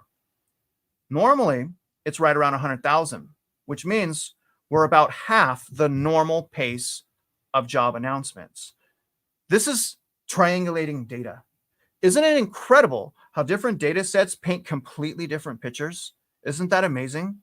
So let's keep going. Oh, they got this wrong, by the way. Anyways, we don't have to go there, but they got. So I'm also wondering who's inputting this data. Are these manual inputs? Because year to date 2024 for government jobs is actually 34,000.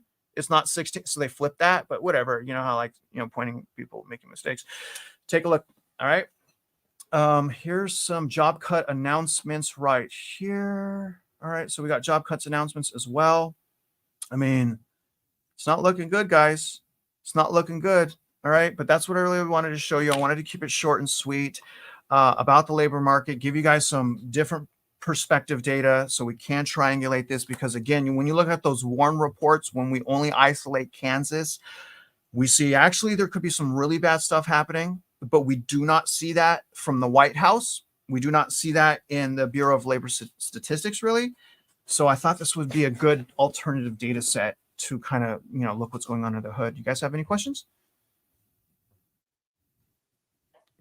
I got one, Travis, on the massive spike in government job cuts. That was so big, it almost makes me suspicious of it. Did you see anything in the report? And while you were talking, I was trying to dig and I couldn't find anything. Did you see? No, anything I can't find nothing. Differentiates between state, local, federal? Because no, when you hear government, that's huge, right? But not only that, it's a double-edged sword of a problem, because not only that, they do not issue WARN notices either. Part of the way I could stay on top of like the layoffs and get ahead of the media and track the spread is with the WARN notice system. That system allows me to stay ahead of this. I can't find any data, like intimate data, location, right? Like why? I can't find that data on the intimacy of the government layoffs.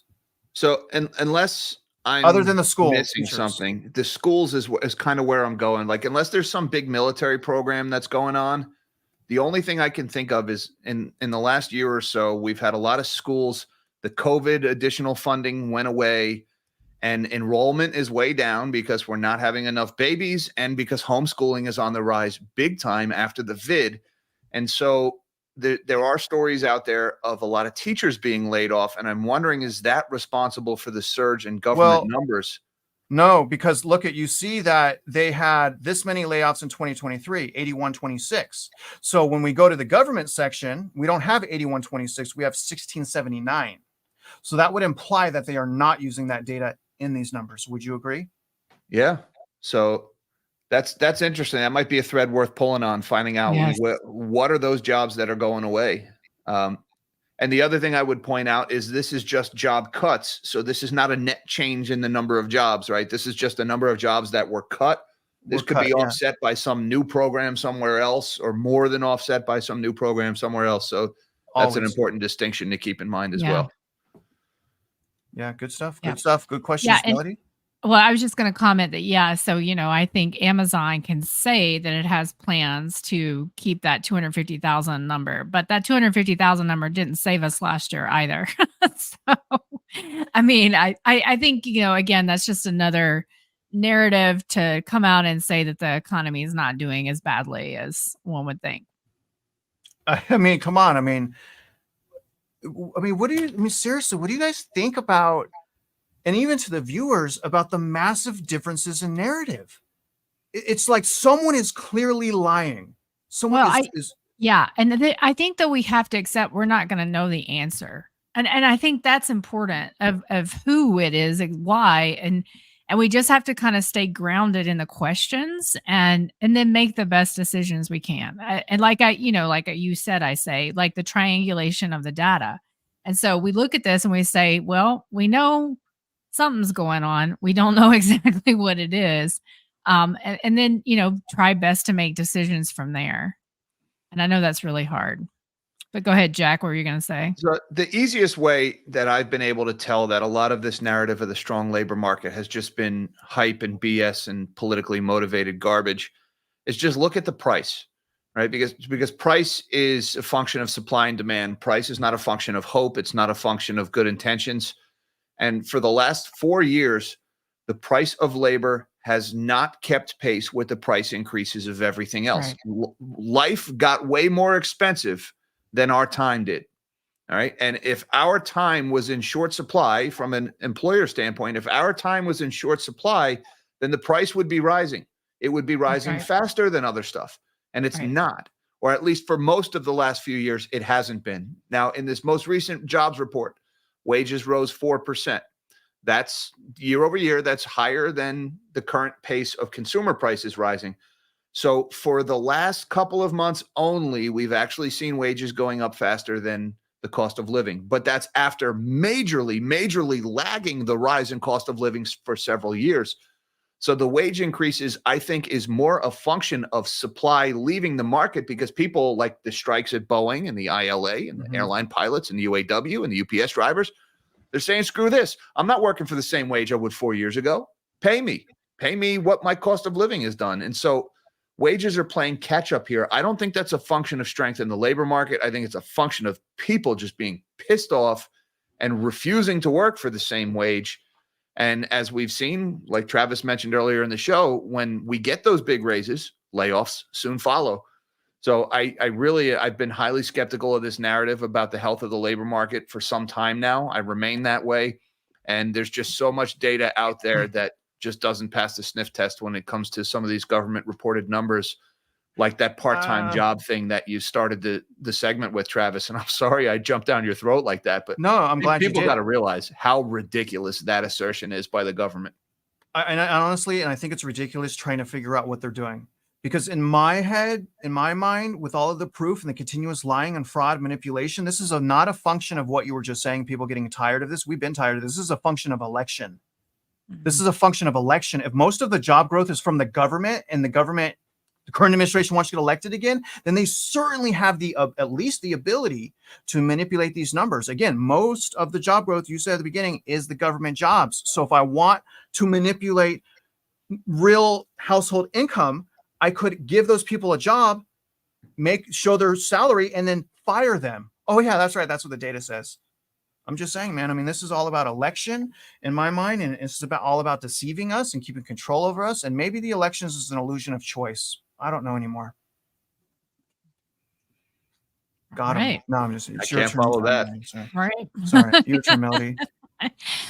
Okay, so for this last and I think final tiny little segment, we're going to start something new, similar to This Week in Doom. We'll do it every week, but it's going to be Tales from the Top 1%, except we want your help because we think we can come up with a funnier and better name for it. And what it's going to be are stories from the top 1% and all of around their shenanigans and the way that they operate in a completely different universe. And so, Travis, if you want to share my screen, I'm going to give the first tale from the top 1%. So don't you just want to be friends with him, guys? Doesn't he just look? No. Yeah, me neither. Anyway, that Jeff Bezos' stunt double. Is that who that is? I think he wants to be. Don't we all? I mean, don't most people want to be Jeff Bezos? But his name is Bo. Okay, so here's a story. Kanye West destroyed his Malibu mansion. This investor is bringing it back. And now I think some people have heard me talk about how I think the Kardashians were actually the ultimate real estate influencers. If you ever go watch that show, it's all about fixing and flipping, except on a scale that most of us on this planet cannot afford. Okay, but I just found this story so hilarious for so many reasons, okay?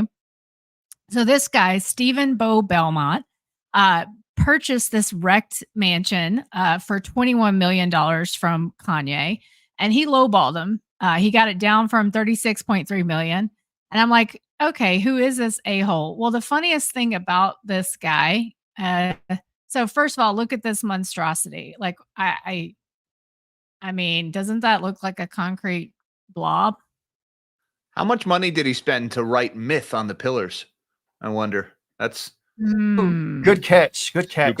Okay. You have quite an eye, Jack. I'm impressed. I did not see that. Money thank well you, sir. spent, Kanye. Yeah. Yeah. So look at this thing, guys. I wouldn't. Anyway. Okay. So I love that they have moving images now on Wall Street Journal. Anyways, okay, so this is another so Bo created his new crowdfunding real estate investment firm called Bellwood, and it's in Newport Beach, which I have been tracking religiously for almost 2 years. There's a lot of interesting stuff that goes on in Newport Beach that comes around my California thesis and the scale of fraud and speculation, which we are going to find out all about. But really where this gets interesting is where we learn about Bo, and we learn that he spent 3 years on a felony conviction in a couple different prisons Because I'm just not interested with this house. I don't know about you guys, but it's just a concrete block. I am. I'll sell it and take the money. All right, but this is my favorite. Okay, so here, and so this talks about when he was in several state prisons, San Quentin, Valley State, and whatever that is.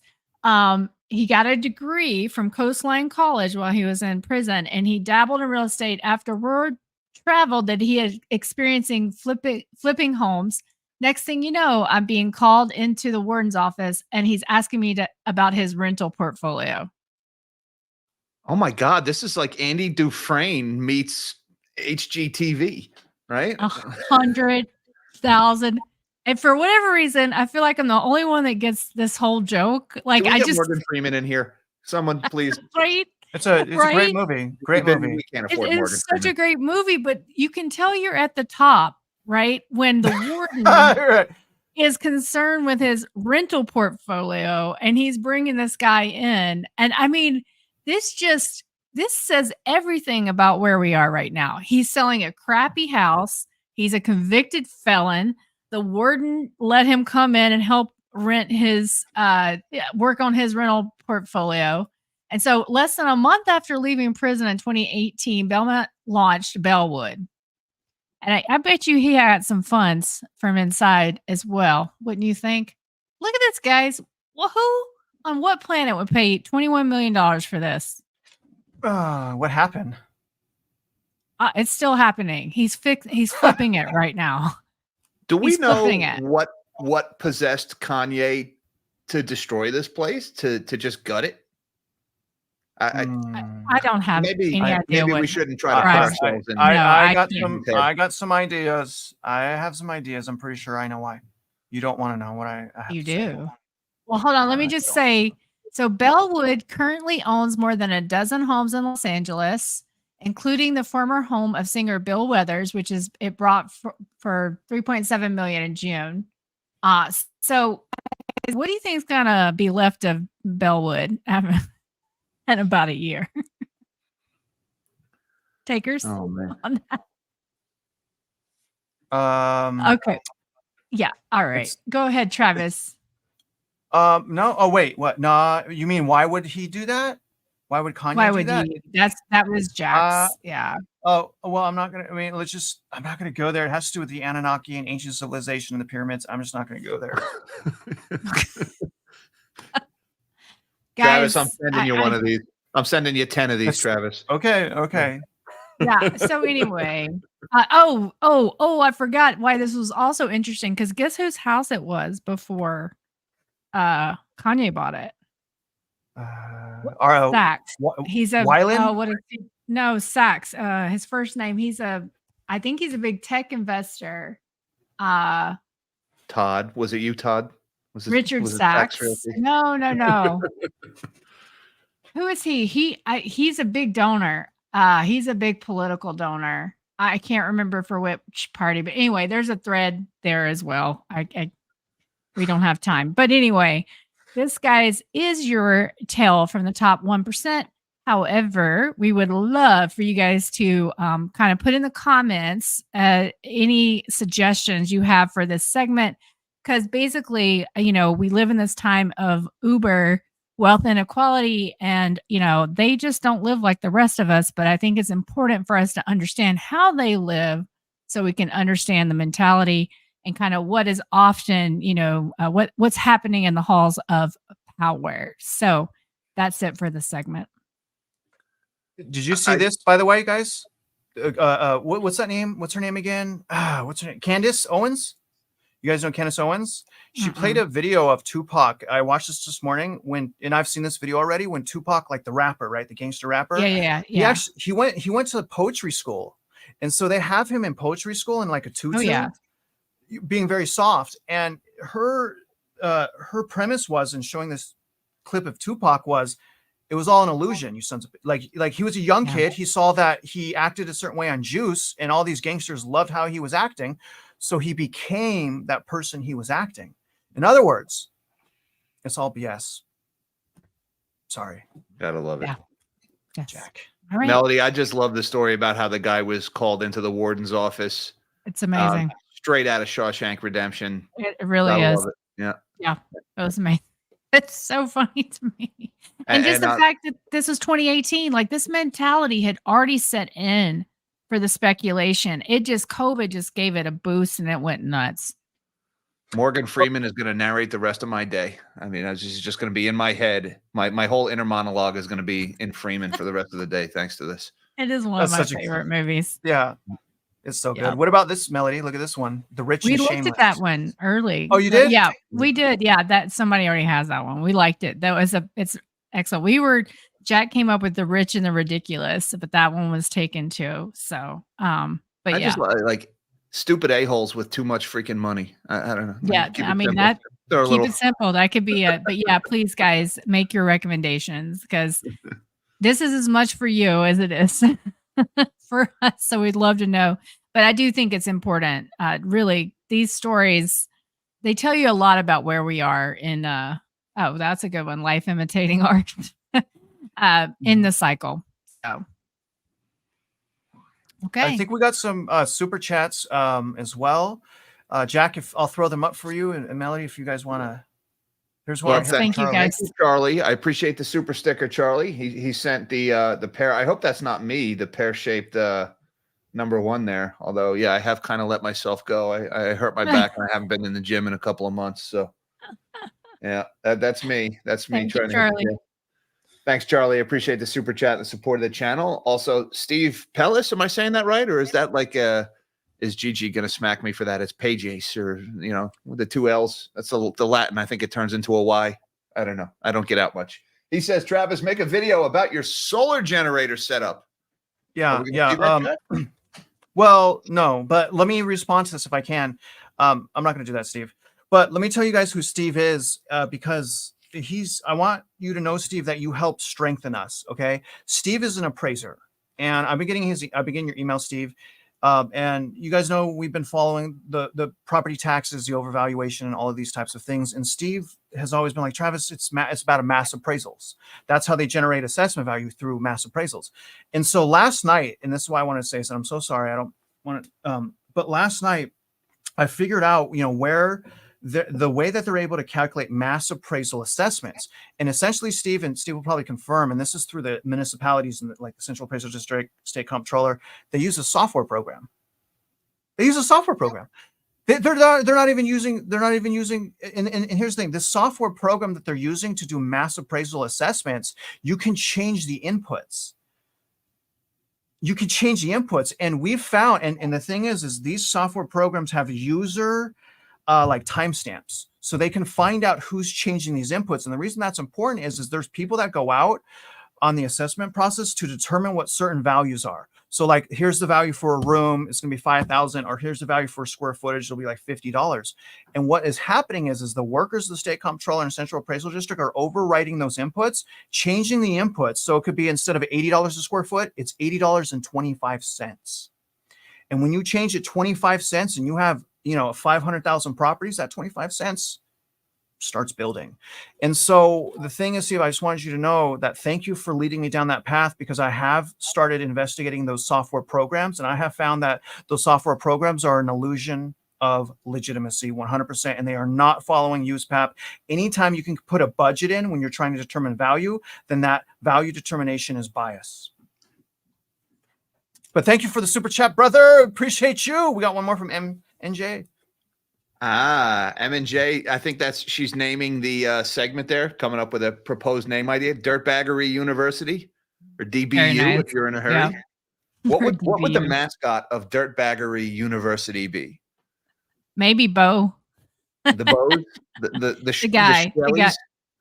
Go Shkrelies. Go Shillies. That's our funny. Mascot would be Pharma Bro. We'll get a big stuffed Pharma Bro, and he'll fire Dirtbaggery t-shirts into the audience at DBU basketball games. Yes. And no, our team does not play fair. We don't. A lot of elbows, a lot of flagrant fouls. Rasheed Wallace could be our coach. Yep. Let them eat cake is also a good one, just because we are so in that right now. It is just. Oof. Yeah, like the cake eating enablers or something like that. I don't know. We could really fancy word. I don't know. Dirt bags Yes. are us. Yeah. Now we're thinking outside the box there. All right. Eating dirt bag. Yeah. We'll get, so yeah, keep it coming, guys. Put it in the comments. And then we'll probably do a final voting poll so you guys can vote on the final one once we narrow it down. But do you guys want me? Are we ready to? Just as soon as we get M&J's. Skunk for mascot. I love it. I love it. Like Pepe Le Pew, right? Like, so let them eat cake, and Pepe Le Pew could be the mascot. He's French, or she. I don't cake. Yes. Yeah. So thanks, M&J. Yes, thank you so much, M&J. Thank you for everything. All right. Oh, one more. This is good. I like that. Okay. Leave it. Extraordinary grifters.